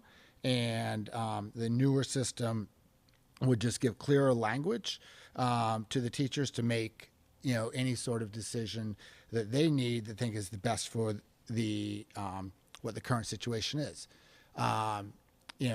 If the safest spot for, if there was an intruder in the building, it might be one location in the room, but if it's outside of the building, it might be a different location. If the location is given that something's going on in the gymnasium at Freeport Middle School, our 7th and 8th grade wings can be, at Mallet Drive pretty quick and off into the woods between Mallet Drive and there. And that's one of the things. You have predetermined meeting spots where, you can, because, in that situation, we would, want to evacuate certain classrooms in the building. So it really focuses on empowering staff to make decisions in real time with real-time information with multiple options for them to make those decisions. This does meet the guidelines set by the Homeland Security, Secret Service, and several other groups. Bath, Brunswick, Lisbon have already implemented this. Greeley and Yarmouth are somewhere around a similar place as us in their implementation with the Alice. And other school districts around are also using different systems with the same philosophies, but from a different vendor with that. Our implementation plan is a train the trainers model. We are looking to have 12 people trained at the next week with that group and a group of administrators will then, after they see what the training involves, will then sit down and work on an implementation plan for all staff and timeline for all staff, students, and parents. Currently, there are Officer McManus and I are the only two that are trained in there, so we're looking to expand that to help with this plan because I think it's a little hard to make the plan without knowing what you really need to do. So that's why we're looking to get the planning and the timeline to get more people trained to have input over that. And really, the key is that there will be some training needed for all of our kids, but it really needs to be age appropriate, and it definitely will look drastically different at different levels. Just like right now, the code red drills in the language used does look different at the different levels. And if a code red drill was done the wrong way, it could be scary for kids. I know when Brunswick, talking to their elementary principals, when they implemented it, they were very specific on their language, and they also brought in some different children's books that they explained in some different situations, to make it age appropriate for younger students. And that's something that our younger principals and teachers would take the time to plan on what that would look like. I have been over at Region 10 when they did do a practice drill as well. And so that's a quick overview of what kind of the Alice addition to our safety plan would look like to supplement what we're already doing. And I would say the biggest highlights are the kind of the choice and the updated or real-time information for teachers to make decisions to help keep our students safe. And then just in other safety committee news is we are all building principals are checking all their doors and intercoms to ensure they're working properly, to make sure that if any of them are not, we need to up them in the maintenance list for Dennis. And then one other thing where we know we already have an issue is in loud areas of our buildings. And the middle school, that would be the cafeteria, the band room, and the gym. We are looking to add a light system, a light feature that would be in here in a little strobe light, so that if it's too loud, you can see the light and then, we need to quiet down to hear what's going on, so that there's a visual and a sound with that. I don't know if, Colin, you were at the meeting, Becky, Dennis, Malcolm, anything else I've forgotten that need to share with others? No, I just would add that just one of the things that was made very, very clear in the safety committee meeting was that particularly the elementary school principals were concerned about what would be required or suggested, but all of those principals were very much open to the training and understanding better how this might unfold, and then developing, as you say, appropriate measures to meet the needs of their particular cohorts. So that concern was very much in the room. Just to echo specifically what you were saying. Absolutely, and I think that it really is the key to success. That age appropriate, because there's certain concepts and ideas that we need to be successful in teaching, but we need to do it in a way that's safe for kids and makes them feel safe in there. And I think that the elementary principals definitely have that on their mind, and it will look different at all levels. And as it relates to the language piece, right? Because I think that was kind of the fear around using language that might be not age appropriate for little kids and scaring them. There's a difference between what the teachers are getting for training and then what the kids are expected to be doing in their training, yes? Absolutely. Okay. Absolutely. Jill? For the 6 to 10 drills required, is that 6 to 10 a range because different numbers are required at different schools? Yeah, it's based on the lowest grade level you have at your school, I believe. The elementary is 10. Our middle level is 8, and I believe the high school is 6. And like Durham being a K-8, Durham does more than Freeport Middle School because they have younger kids in it. And is that required a district requirement, or are there? State. It's a state requirement? requirement. Okay, thank you. And the state, a couple years ago, started allowing us to count the code red drills and, into that total. Before, it was fire drills, and then if the district wanted you to do code red, those were in addition to that, and now up to 2 can count, I believe. Vale. Thank you, Ray. So do we now add drills when we implement Alice, or do we stay with the same number of drills? Same number of drills. Same number of drills, Yeah. okay. And then regarding the language, for example, now that they'll, someone, I suppose, will be someone in central office, will give more information through the PA system to the teachers when there is an active code red or yellow. Say there's a shooter in the hallway, and it's a elementary school like Moore Street.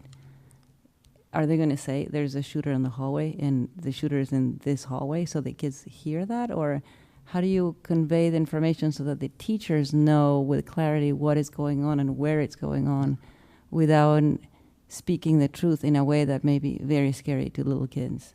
Well, I think the reality is if we have a shooter in the hall of any of our Moore Street, it's going to be very scary.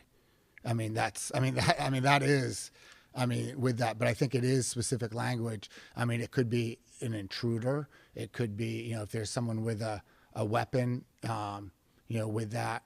I think that language, and that's something that, that we'll have to talk about through that training, like what is that language specifically going to be? But it has to be very clear to the adults around of what that exact situation is. Right. So I'm definitely seeing the benefits of the adults knowing exactly what's going on and where. Yeah. But I'm also concerned that it's not necessary that the kids necessarily know everything. So if there's a way to convey that information to the adults, but shielding the kids I a think little bit too. the language that's would go across a Moore Street compared to the high school is clearly going to be different. Okay. Yeah. Thank you. Yeah. Yeah, I think the key is around the training piece and the drill piece, right? Absolutely. Like, we don't want to be using language that's going to scare kids during drills. But in the moment, if there were a shooter in our building, I think you say there's a shooter in the building because you need every person in that building. The kids aren't going to, it's going to be traumatic either way. Yeah. That's out the window, right? But you need the adults to know where they are and what their opportunities are to get the kids out or not. And I think you're absolutely right that it's traumatic anyway.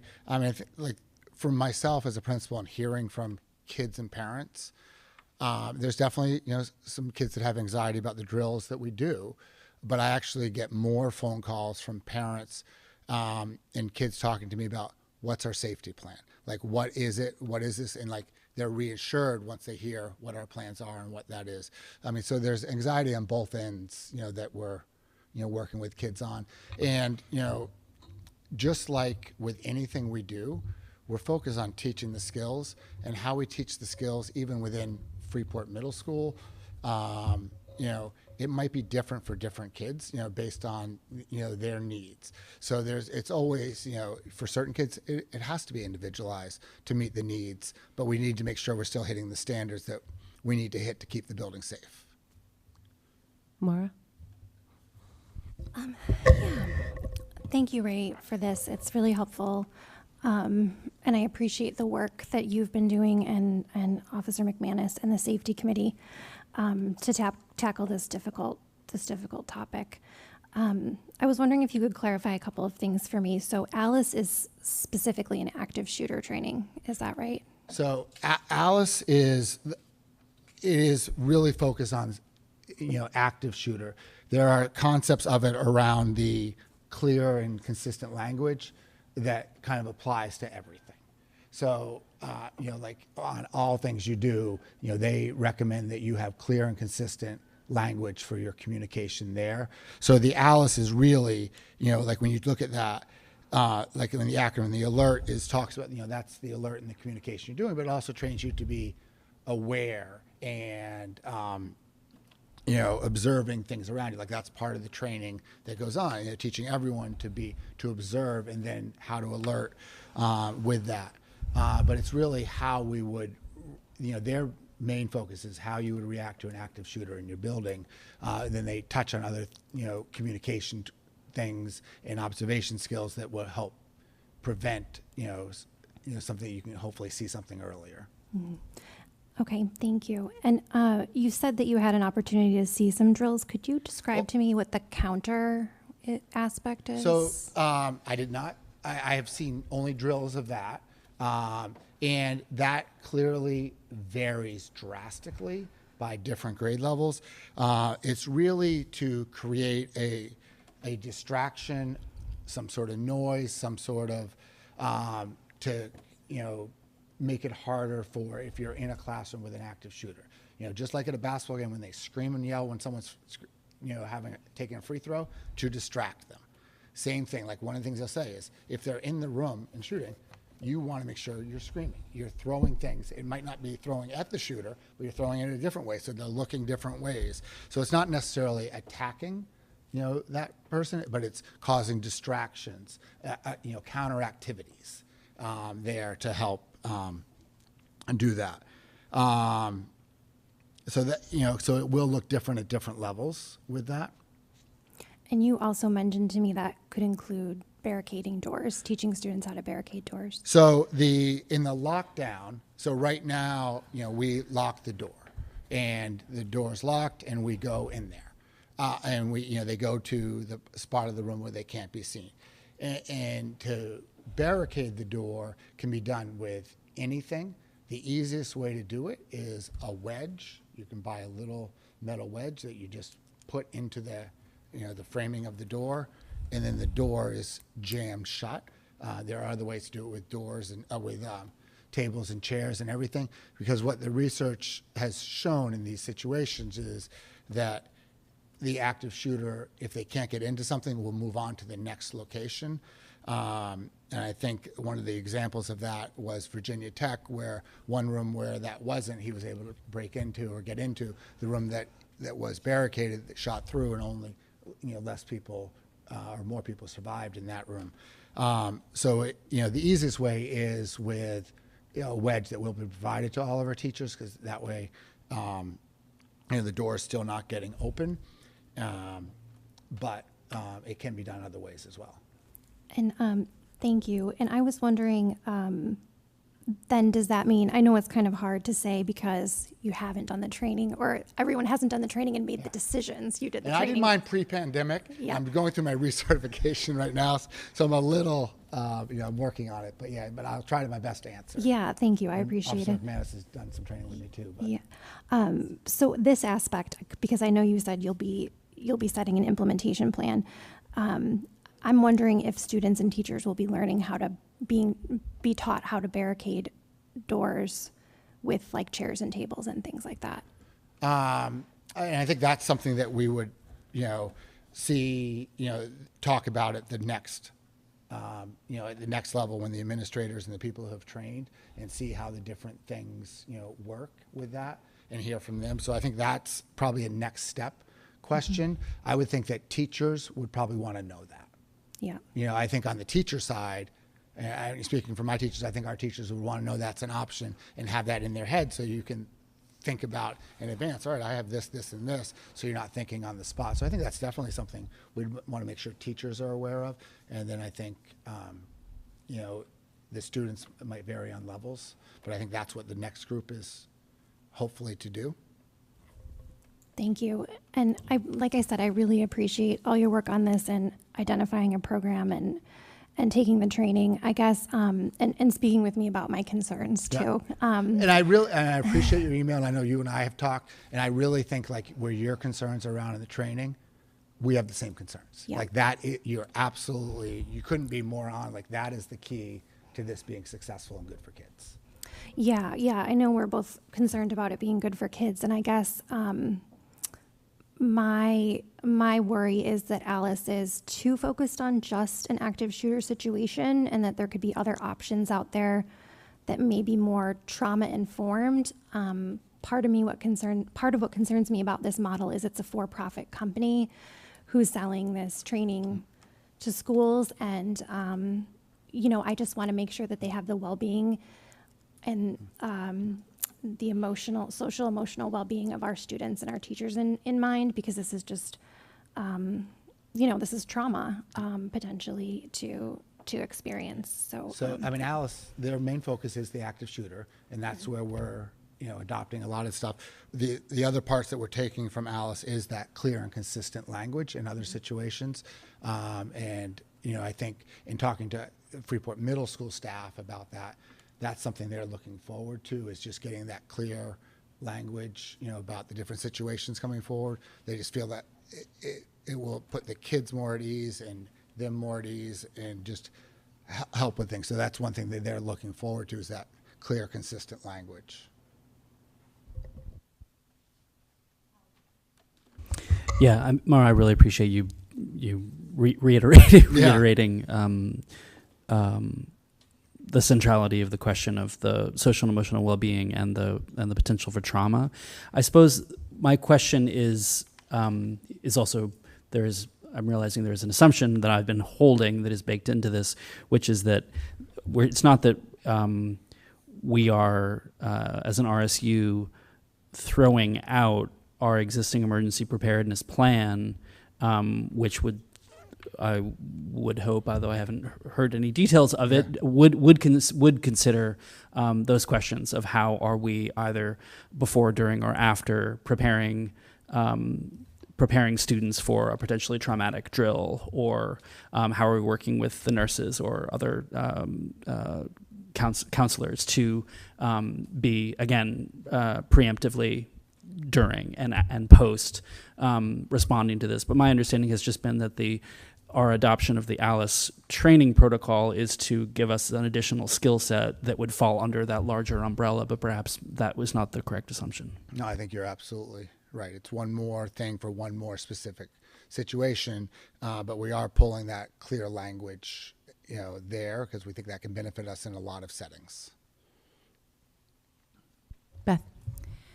Did you, just as Maura noted that it was a company that's for profit and whatever, did you look into any other programs prior to choosing this, or was this already in place, or just curious? So, 3 years ago, we did look at, a couple different things that were out there, but this was the primary one that we looked at, primarily because Brunswick had already adopted. And they are our mutual aid police that we share with. And at that point in time, Mount Ararat had already signed on too. They were in a similar spot to us, though, just a little bit ahead. They had a whole plan to move on, and then the pandemic hit, and they kind of put their brakes on. So at that point in time, Mount Ararat and Brunswick had already made the decisions. Brunswick had already fully implemented, and our mutual aid police departments were on there. So, that was some of the big deciding things. Some of the others that we looked at were very similar with slightly different language. Thank you. Susanna? Thank you very much for going over this and the details. And I think, Colin, your point about this being supplementary, although I do see it here, is just reassuring that it's, sort of looking at augmenting current practice. Just a small question. We're talking about the next steps for implementing sort of ongoing protocol, one of which being the implementation of lights. Just having heard from a few people in other situations, and I realize that, we have fire drill systems that use lights, but having heard from a few people where they have used lights in certain circumstances, which have triggered health issues, seizures, etc. And, when you do that already in a time where it's, stressful, you can sort of add other issues. And I just want to know sort of what's been done, that we're not sort of creating, the last thing we want is to have something where we need everybody to take cover, take action really quickly and safely, and then trigger medical issues on top of that. And just wondering just bringing that up and wondering what's about that. Well, I think that's a good point. Something that we're in the early stages of that, knowing that this technology is out there to real time from the office area to other areas of that. The actual starting to look at vendors and that, we're not to that step. We're to the step where we know we want it and start to do the research on it. So, but I think what you're saying definitely needs to be considered Yeah. in the purchase. Okay, excellent. Because I do know Yeah, that you're know, ahead of us, something- so good work. Okay, like something like strobe lights. I know Yeah. I react to strobe lights with something Yeah. that's not urgent, but something else. And there are different manufacturers Yeah. that Yeah. And can do different things. as- So in the last school I was at, my office had a red light, and all the administrators had a red light, and the secretary had a red light. And if any of us hit a button, all the red lights lit up, so that we knew we had to check on someone else, that there was a situation that we needed some help. So it doesn't necessarily have to be a strobe light, but it can be, something as simple as that. okay, I just wanted to make Yeah. sure that But options yeah, no, were you're- considered yeah, since we're you had not- mentioned we're not quite there sort yet. of a strobe Yeah. system. So thank you. Colin? Also, just on that, my recollection from the safety committee meeting was that the alternative to that was an augmentation was an amplification of the systems in particular rooms. So I think the idea is both, absolutely. Both, yeah. So like we know that we have some intercom issues in certain places, and right now, what happens is, I have my radio with me when I'm in on lunch duty because I'm probably not going to hear the PA. But if there's a situation, the lunch duty teacher has a radio whenever we're outside at recess, because obviously there's no sound system at recess. The recess duty teachers are required to have a radio with them. So like that's the workaround right now. We'd like to get the intercom to a better level in some of the loud areas in some of the schools, and then also add the lights. So it's not just do one or the other, it's do them all. And on a slight follow-up to that, does this training, you're talking about how it fits within the classroom, is this applicable to recess and situations in which kids are outside? I'm sure, there's a safety program to that, but when we're looking at more of the active shooting situation and you're putting kids in a place where they don't necessarily can hide behind a So locked like door. even right now, there's recess, things, so like we know, like any teacher that takes a group out is required to grab a radio from the front office. And if we are out on a code red, and this has happened, before when we've announced a code red, we've had groups up on the ropes course, and we've just said, the building's in code red, your group needs to stay out there because we don't want. Last thing we want them is to return to the building to do that, and then they've already, know that they don't return to the building and they go to a safe spot outside of the building with that, which is kind of the Alice philosophy, even which was built into our outside already. Thank you, Ray.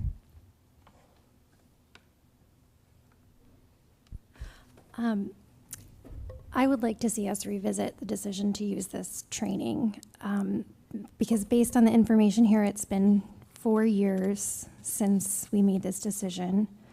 I think that there are better options out there, and I think a lot has changed in 4 years. There have been studies about some of the negative impacts of active shooter drills.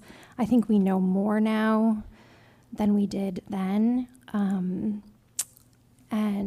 I just have concerns about it.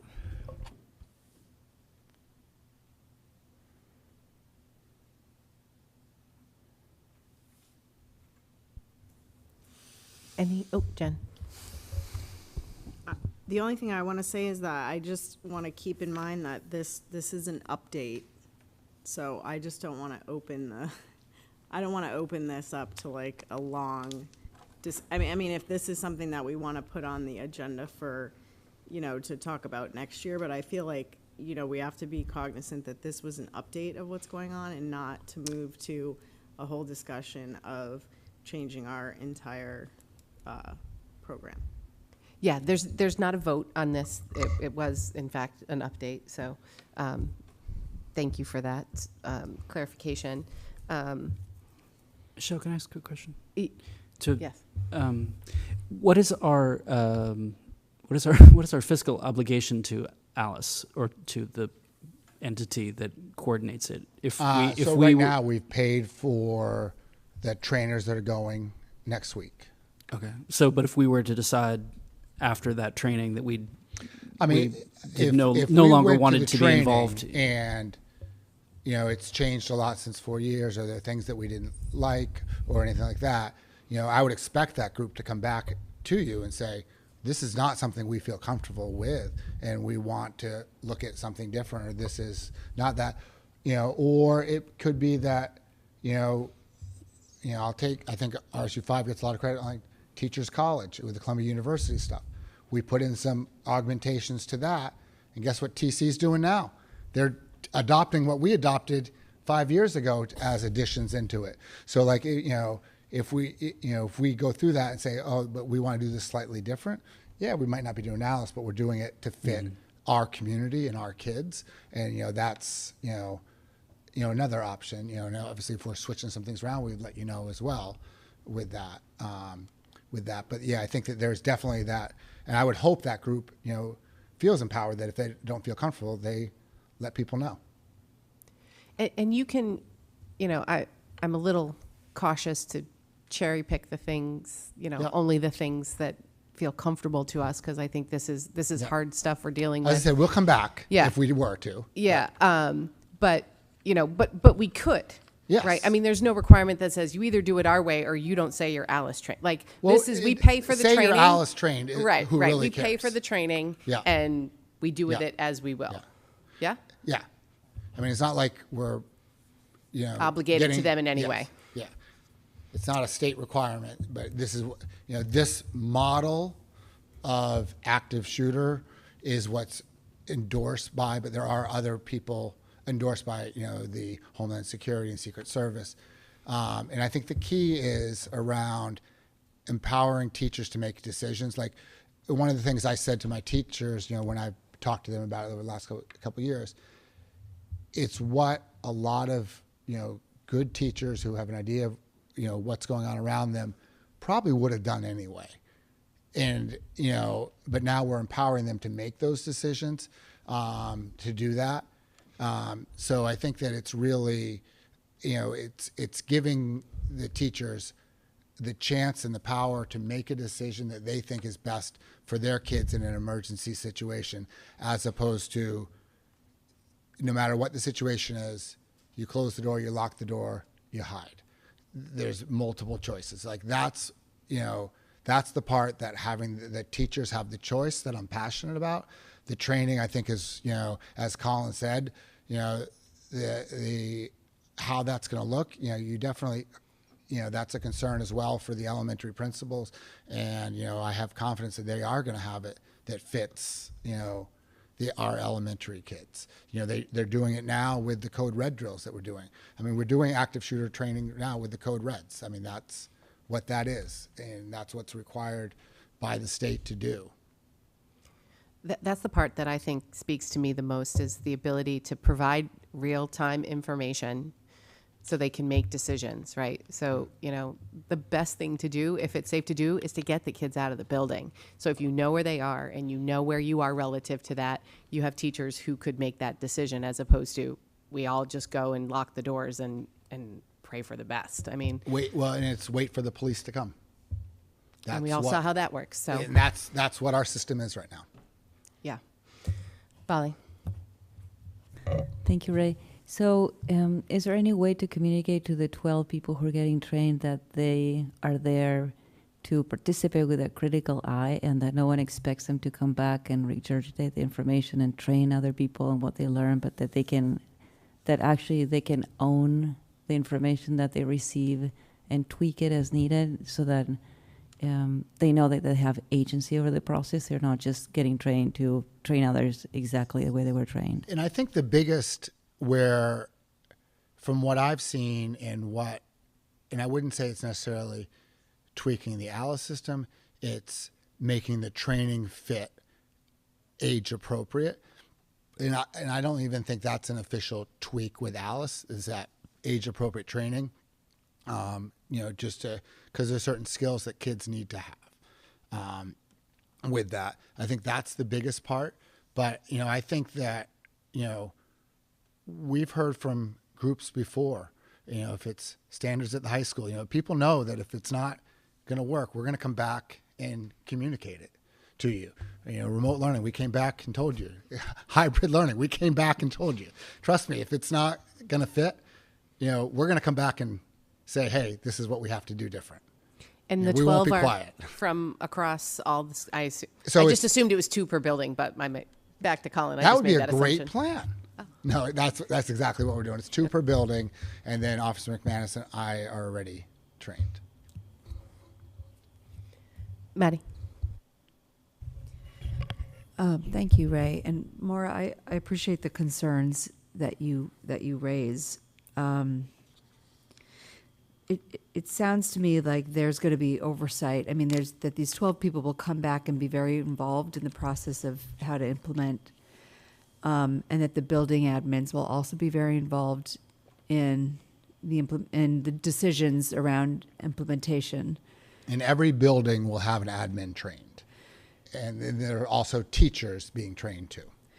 While I'm very sensitive to the point that Maura raises, I'm reluctant to slow this down. Sounds like we're on a path that we already got waylaid, and I do have faith that our administrators and the people who go through the training will bring that perspective.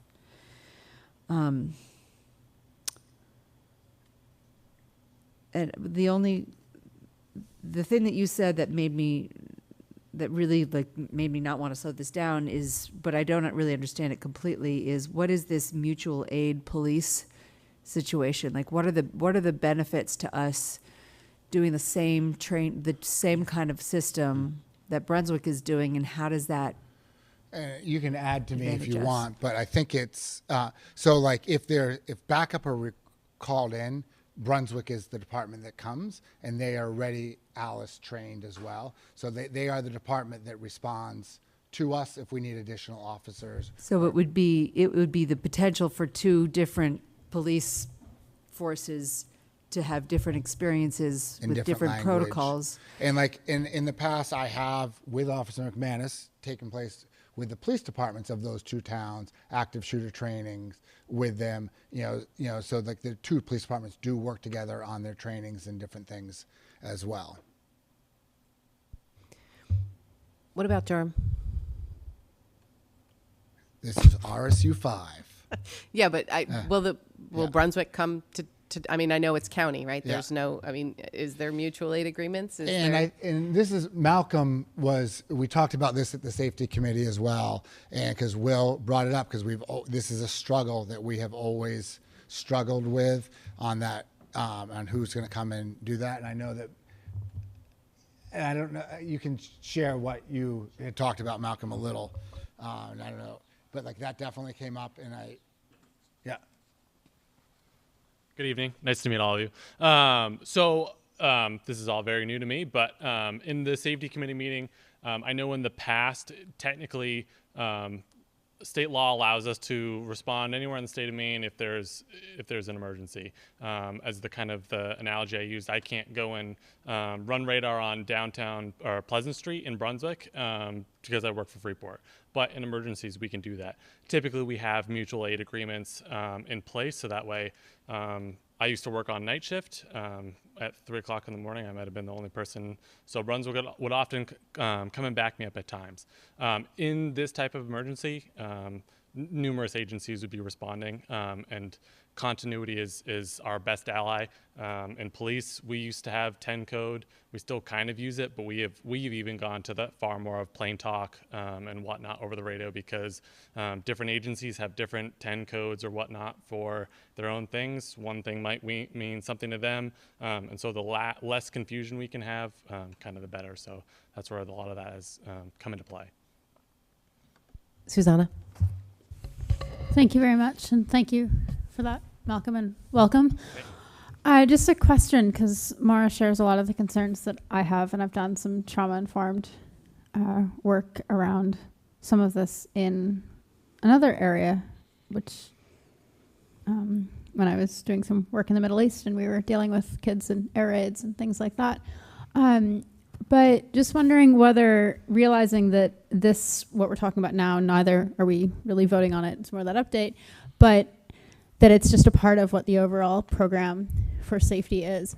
I'm wondering whether it's possible at some point to just learn a little bit more about that sort of trauma-informed learning, what the district is doing based on that and sort of dealing with that aspect. And that's not now, that's just at some point it would be really nice to have an update, because I think that area is growing and there's a lot there. And I have certainly seen school programs, safety programs that have been more blind to that than I think helpful. you're absolutely right. And that's a new thing that we're, discussing more and talking about it more. I think for the first time ever this spring, it was an interview question for teachers, for us. Like, wouldn't have thought of that 5 years ago, but that's, definitely conversations that are happening in schools because it's needed. You're absolutely right. And I think, Cynthia, as we're talking about, you all are talking about workshops around different things, I think absolutely.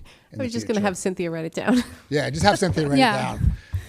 No, because it would just be really good from, my perspective, especially, not being on this committee and knowing where things have gone well, not in this district, but where things have gone well, where things have gone poorly, and what this district has been doing, especially since that's a growing area of research and work.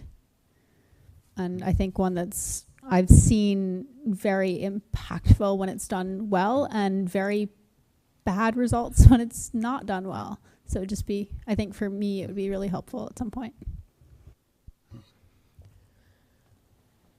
All right. Oh, you got one more? I just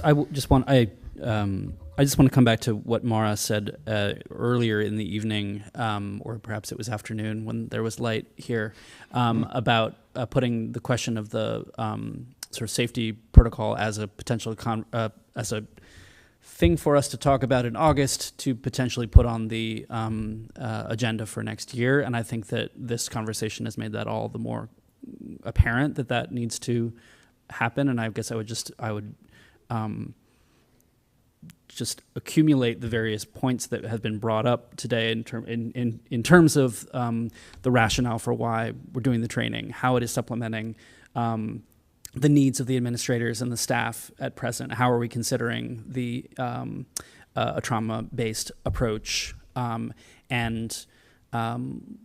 how does all of that fit into a coherent emergency preparedness plan that we could look at together sometime next year. All right. Thank you. Thank you, Ray. Thank you.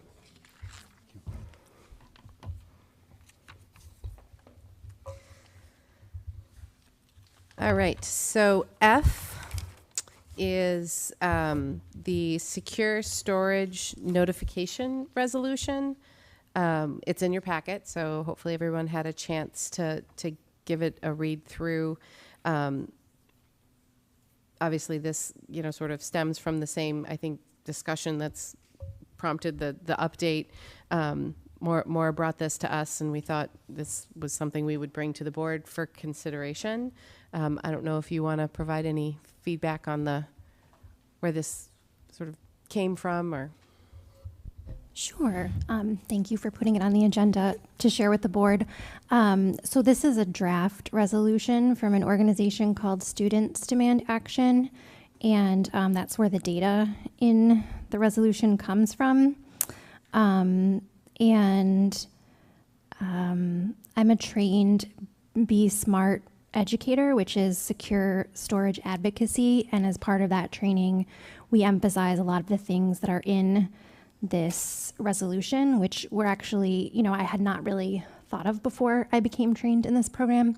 And those are that, like the resolution says, when kids commit acts of violence, they have to get the guns from somewhere. They can't legally purchase them. So the idea being that, in the absence of other measures, or even alongside other measures, kind of trying to cut off the source of weapons and access to weapons from students who may harm themselves, because this is also about suicide.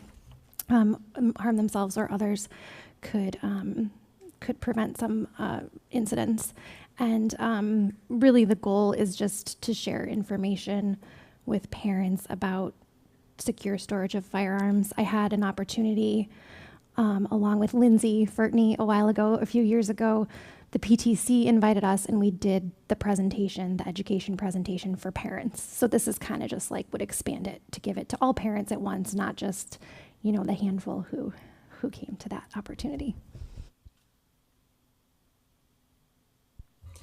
So, and I think the key to this is Maine has a storage law, yes? Right, so we are required by law to securely, to secure firearms, securely store firearms. So this really is, you know, the top is sort of the statistics around, you know, what can go wrong if they're not secured appropriately. But really the resolve is that we are just reiterating that obligation and that requirement by law to the parents to make sure they're aware of what the expectation is. Yeah. Maddie.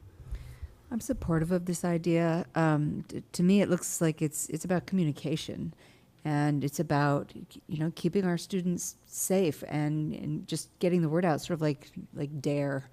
You know, it's just, we have an audience. We have a lot of families who send their kids to our schools, and it's just a reminder, hey, did you know that this is law?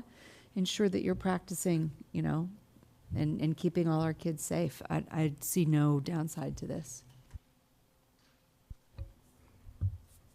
Bali. Yeah, I concur with that idea. It's just very useful information, and I also don't see any downsides to sharing it.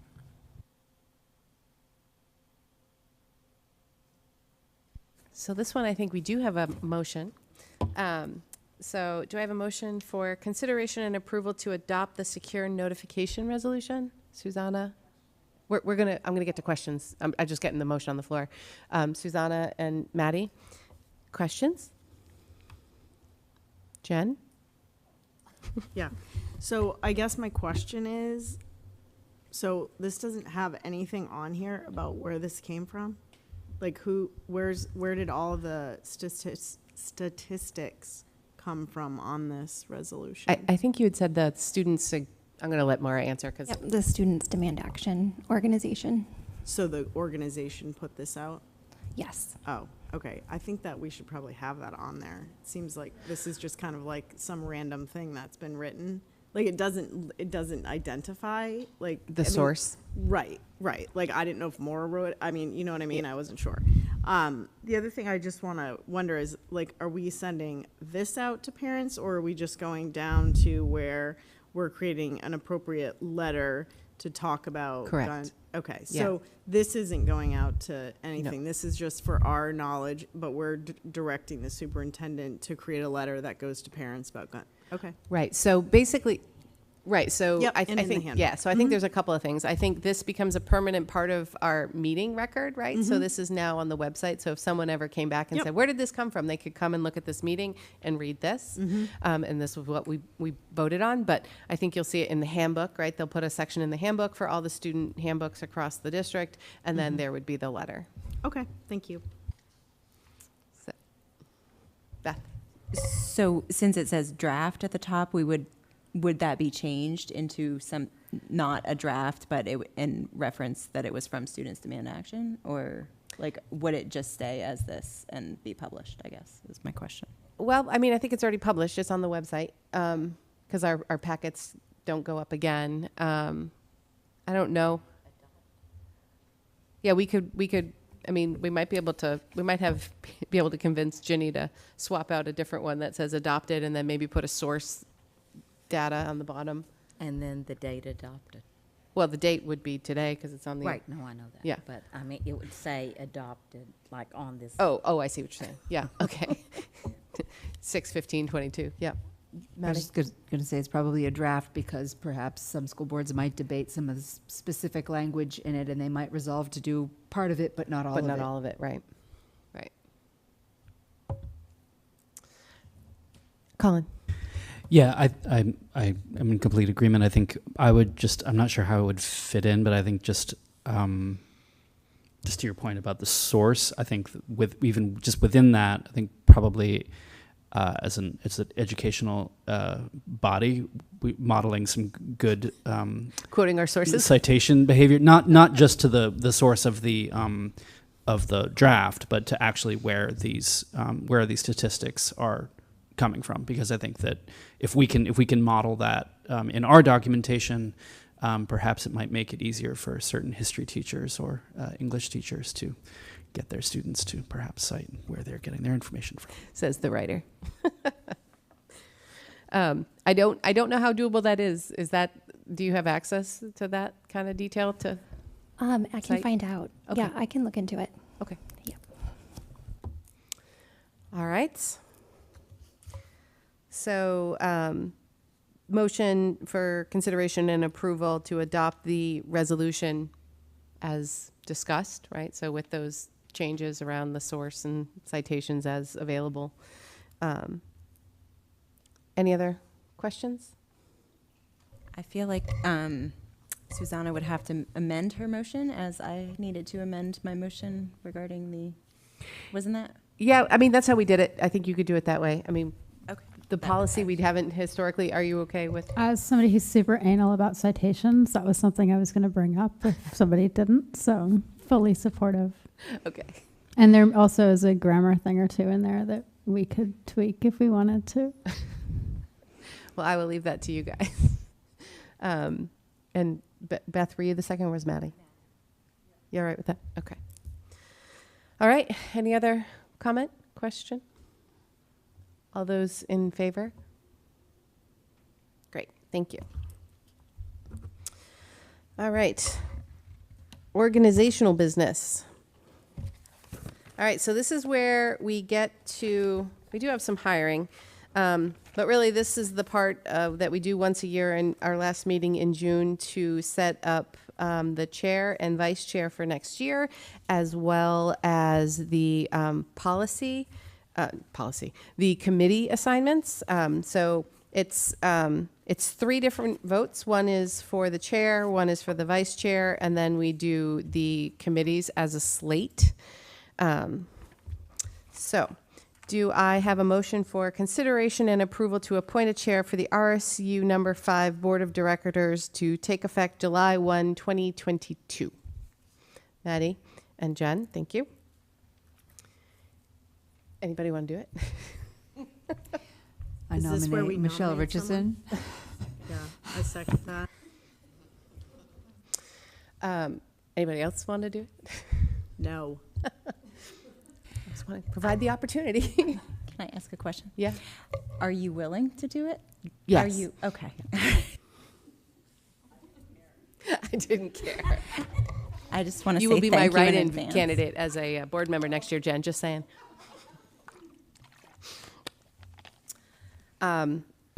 Okay, so motion and a second. Any discussion? Anybody want to hear my platform? No? Perfect. All those in favor? Thank you very much. It would be my honor. All right, so do I have a motion for consideration and approval to appoint a vice chair for the RSU number 5 Board of Directors to take effect July 1, 2022? Vali, Mara, thank you. Maddie? I nominate Beth. I'll second that. You got 17 seconds. Yeah. Anyone else interested in the vice chair? All right. All those in, oh yeah. Are you willing? Yes, I will. I am willing, and I just want to say that being the vice chair and learning more about everything that goes into being the chair, I have the utmost respect for the amount of work that Michelle does, and I just want to say that out loud, and that I'm happy to serve as a vice chair as support. Hear, hear. Yes, Beth has done a great job. She's had to run a couple of meetings for me this year, and she did a fantastic job. I know she was very nervous. She did a fantastic job, so I never worry. And she always brings me a pen. Other duties as assigned. All right, all those in favor? Great, thank you, Beth. All right, so here is where we start our horse trading. Consideration and approval to add, delete, or consolidate committees and make annual appointments. School board members indicate, school board member names indicate committee members for the current school year. No one is obligated to continue on their existing committees, but you're certainly welcome to if you'd like. I know Maddie had sent me some ideas ahead of time. Do you remember them? Okay, good. I was like, I have the email if we need it. So a couple of things to keep in mind. So with Zune stepping off the board, effective the end of June, he will not be here for the summer and moving into next year. And the reason I bring that up is because he is the Freeport Finance Committee person, and that is the one committee that continues to have duties over the summer because we have to go in and sign warrants. So we definitely need to make sure that we fill that finance spot for Freeport. As you guys recall, finance is the only one that's dictated by law, our policy, I'm not sure, but that we have one person from each town. So, and then the other ones we can talk about. The other thing to point out is next year is a support negotiation year, and that is the other committee that Zune was on. So that usually doesn't start until, I'm looking at Becky. Thank you. I would say late fall or like January. Okay. Yeah, that was going to be my guess. Like December, January is kind of when we start the discussions on that. So just when people are thinking about time pieces, as it fits into your schedule, that's usually the timing around that.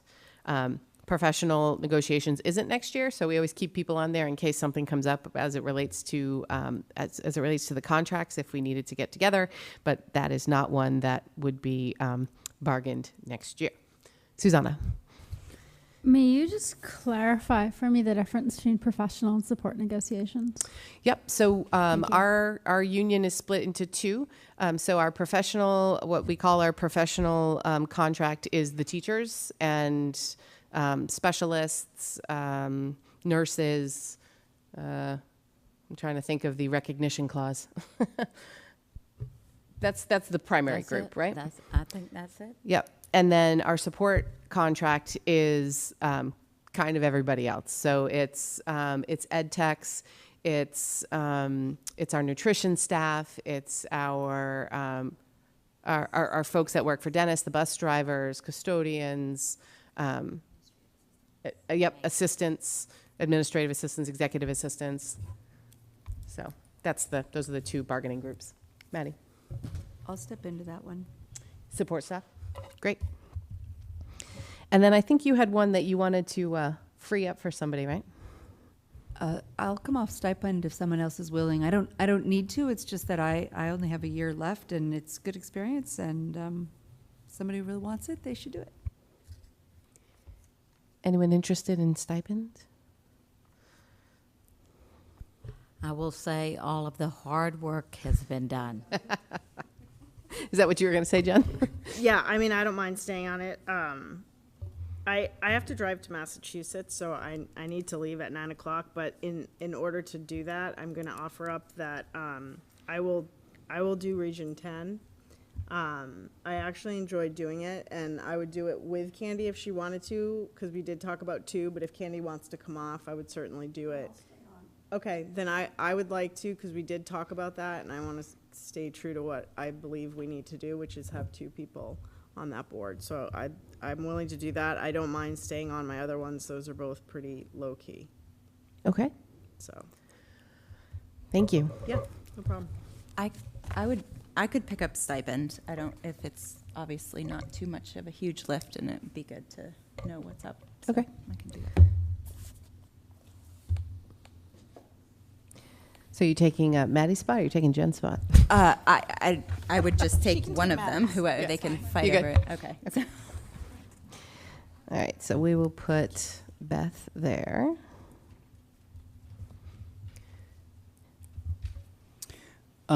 I'll just say that I would like to remain with the 3 that I'm currently working on, which is policy, safety, and diversity, equity, inclusion. I am also sensitive to the finance committee need from Freeport. I feel like we had this conversation last year, Colin. You that's take what I'm saying. a lot. I'm not. Yeah. I'm just sensitive to it. But Yeah. so I guess I'm saying, I would prefer to not have to take that on. But if it would cause the world to crumble, otherwise. Though I think Laura? I'd be willing to do that one. Finance? Yeah, unless anyone else is, Nobody's clamoring. unless anyone else is, wants to. No, I think you'd be great at it. All right. So finance will take Zune off and put Maura on. I will always, Jen just left. Candy, do you want finance for Durham? I mean, I'm happy to stay on, but I don't want to be a hog of the finance committee. What's that? You want to get off, I will, but I don't. I'm fine staying on. Okay. Yeah, I just don't want you to feel like you really wanted it and I didn't give it to you. I know Jen doesn't want it, so. Okay. Beth? And I'm fine staying on finance if Jill is fine with that, unless you want to have it. I mean, I just look and I have one. I think last year you guys were really kind and said, just do that. Some of the committees, when I've looked at it, I just can't attend because of when they meet. So, I'm happy to pick up something if you feel that. Well, if you're interested in finance, I'd be happy to give it to you because we meet right before this meeting. So I don't know if that works for your schedule or not. As you can tell tonight, it's hard for me to work and then go home and I can't come here straight from work. It's not going to work for me personally. So it's just hard to make those early meetings. Yep. That is fine. I'm happy to be on it. So. Okay. So did you have a chance to look at when they do meet, and is there one that would work that we might be able to? The one that I had interest in was Region 10, but it sounds like Jen and Candace are pretty, they want to do that, so I'm not going to fight them on. But that was the one, I mean, I can do one a Monday a month in the evenings, and I do have worked with them as a professional, but I don't any longer. So I am aware of what they do and what they have going on, but I don't need to be on that committee. Can I? Yep. What time do you have to be at work, Jill, usually? In the mornings, between 7 and 7:15. Oh, yeah. I was thinking safety might work because it's by Oh, yeah, because Zoom. that one's, and it's super early. Yeah, I mean, if safety will do by Zoom, I can, but to attend, I do have to be, contractually have to be at work no later than 7:15. So safety is usually a few times a year, and it's we've found that the Zoom works really well, and so that's usually like from either 7 to 8 or 7:30 to 8:30. Could you do that one? So I don't know, Mar, how passionate you are about that. I can come off that one. Yeah. I can come off safety unless Colin wants to. Okay. You guys are nice. When I was on safety, it was literally at 6:45 in the morning. It was ridiculous. I don't know where those safety facilitators went, but that was ridiculous. Okay, so, all right, so safety will pull Maura off that and add Jill to that one. Okay, so professional negotiations. Susanna, you okay staying on that one? We probably don't need to do anything. Yeah, I can handle it. You As can long handle as the load was like last year, I'm cool. It should be. They give us 2 easy years, and then it gets I'm still fun. recovering from the previous year. Yeah. So. You did great. All right, so support, we have Maddie and Candy on that one. You good with that one, Candy? Okay. Policy, okay, you have a lot on here, Candy. You're another one that has a ton. So policy, we have Maddie, Colin, and Candy Everybody's good with those? Strategic communications, we have Candy, Volley, and Maddie. Still good with that? Okay. The Community Programs Advisory Committee, Maura, big lift on that one? Yeah. All right, Region 10. I have to say, thank you guys. This is like the first year we haven't been pulling teeth to get someone on that one. We had 3 people that were interested. That's awesome. Yes, yep, I'll let Karen know. Actually saw her at graduation this weekend. Yeah, so I'll give her a call. And then Boost, Jill, that still works for you? Yep, okay. And then stipend, I have Jen and Beth. Freeport Cable TV, another big lift. Susanna, you good with that one? Performing Arts Advisory Committee, Maddie? Yep. Safety Committee, I have Colin and Jill. Wellness, Volley, still good. Sustainability, we have Volley and Susanna. And then DEI, Susanna and Colin. Yeah? All right. Drummond Woodsum, still our attorney. Can Yep. I just, somebody's going to be taking Zune's place. Yes, I know. Okay, so you're okay with them not serving on a committee? Well, I mean, usually what we'll do is when they come on, then we ask them what they're interested in and see who's willing to give up 1 or 2. I don't generally think we should keep them open until no. Okay. I mean, they'll come in September, but they'll only be there until the November election, right? So probably not until November will the permanent person be there. So. What's that? Yes. Well, and that one we picked up, right? Yeah, Maura's so going to do that one. leave that one open anyway. Yeah. No, I think she was saying, like, should we leave any open for the new person? We'll find a place for them. We'll give them negotiations when they get here. Yeah, exactly. Yeah. So Drummond Woodsum, still the school attorney, and Dr. Stephanie Phelps, still our school physician. So do I have a motion for consideration and approval of the slate of committee members as discussed? Maddie and Beth, thank you. All those in favor? Great. None opposed. All right. So we will move on to personnel.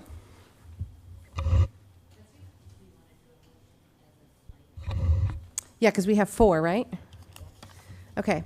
So do I have a motion for consideration and approval to hire an occupational therapist for the 22-23 school year, to hire a speech language pathologist for the 22-23 school year, to hire a special education teacher for the 22-23 school year, and of course I lost the 4th one we're adding. Grade 1. Oh, a grade 1 teacher at the Durham Community School for the 22-23 school year. Thank you, Maddie. Second, Beth. All right. Okay, I'm happy to recommend Hannah Reedman as the occupational therapist for the early intervention team in RSU5. She graduated from UNE with the Master's in Occupational Therapy. She currently is working on Shabig Island School. One of her references notes that Hannah has the intelligence and fortitude to excel as a provider and advocate for her students, and the grace and empathy to navigate the demands of the school setting, including connecting with families and colleagues. You will soon adore her, they said. So I'm excited to welcome her to our team. Next, I'm also happy to recommend Catherine Broadbent as the speech pathologist. She graduated from Case Western Reserve University with the Master's in Communication Disorders. She's currently working for CDS, and one of her references says, Katie has a remarkable ability to clarify the root issues in complex problems and speak to challenging issues professionally and in a manner that keeps the room rooted and the dialogue productive. So we're thrilled to have Katie join RSU5, also on the early intervention team. I'm also happy to recommend Leah Campbell as the special ed teacher on that team. She graduated from University of Vermont with her bachelor's in early childhood intervention and is currently working on her master's in social work. And if you remember, she's currently working at MSS in another as the special ed teacher there. And before that, she was with community programs, so we're just excited to have Leah in this new role in RSU5. And lastly, I'm also happy to recommend Amanda Salve as the first grade teacher at Durham Community School. She graduated from St. Joseph's with her bachelor's in elementary ed. She currently is an ed tech, filling in as a long-term substitute teacher in kindergarten at DCS. She has strong relationships with students, and we are excited to extend this learning opportunity to Amanda as she takes on this new role at DCS. Thank you. So we just made the CDS problem worse by hiring one of their speech pathologists. Okay, just checking. Any other questions? All right. Oh, Colin? I'm just assuming that the grade 1 teacher is indeed permanent. It's just not checked on the box is not checked. That is a. Oh, yes, it is a permanent position. So she'll move into like the probationary teacher status. Thank you. All right. All those in favor? Great. None opposed. All right. So that gets us through 15. We are up to 16, which is our second public comment period of the evening. I guess I'll go first. What's that? I said I'll go first. Yeah. Don't all rush the microphone. Right, I think I'm going to sign up first. Hi, everyone. My name is Kara Kaikini. I'm a Freeport resident. I have a rising third grader and rising fifth grader. First of all, congratulations, Becky, on your retirement, and Officer McManus. And thank you all for your leadership. This is my first in-person board meeting that I've attended, and I've found it really, really interesting and informative. And Katie Broadbent, I know her, she's great. That was really great to hear that she will be here. And I'm tempted to say I'm here to ask for more cowbell at the track and field, but that's not why I'm here. So I'm here to learn more about the safety committee's recommendations to keep our kids safe in school. And I found that really interesting. I really appreciated learning more about what they're doing, what the recommendations are. Interested in learning more about ALICE training. I, in the past, thought that every school was doing that. And I've since learned more about it and have similar concerns. I know that, I believe you all received an email from Sandy Conta, if I'm saying her name right. Did I say her name right? Sorry, Sandy, if you're watching. And I would echo a lot of her concerns. She gave a lot of research in that email about the ALICE training.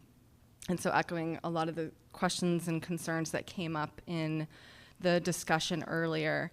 We're wanting to do this to keep our kids physically safe, but I also want to encourage our kids' mental safeness as well.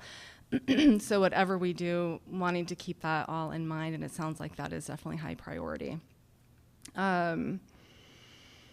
And so I especially liked hearing about improved communication and clear language around all of that, and age-appropriate education.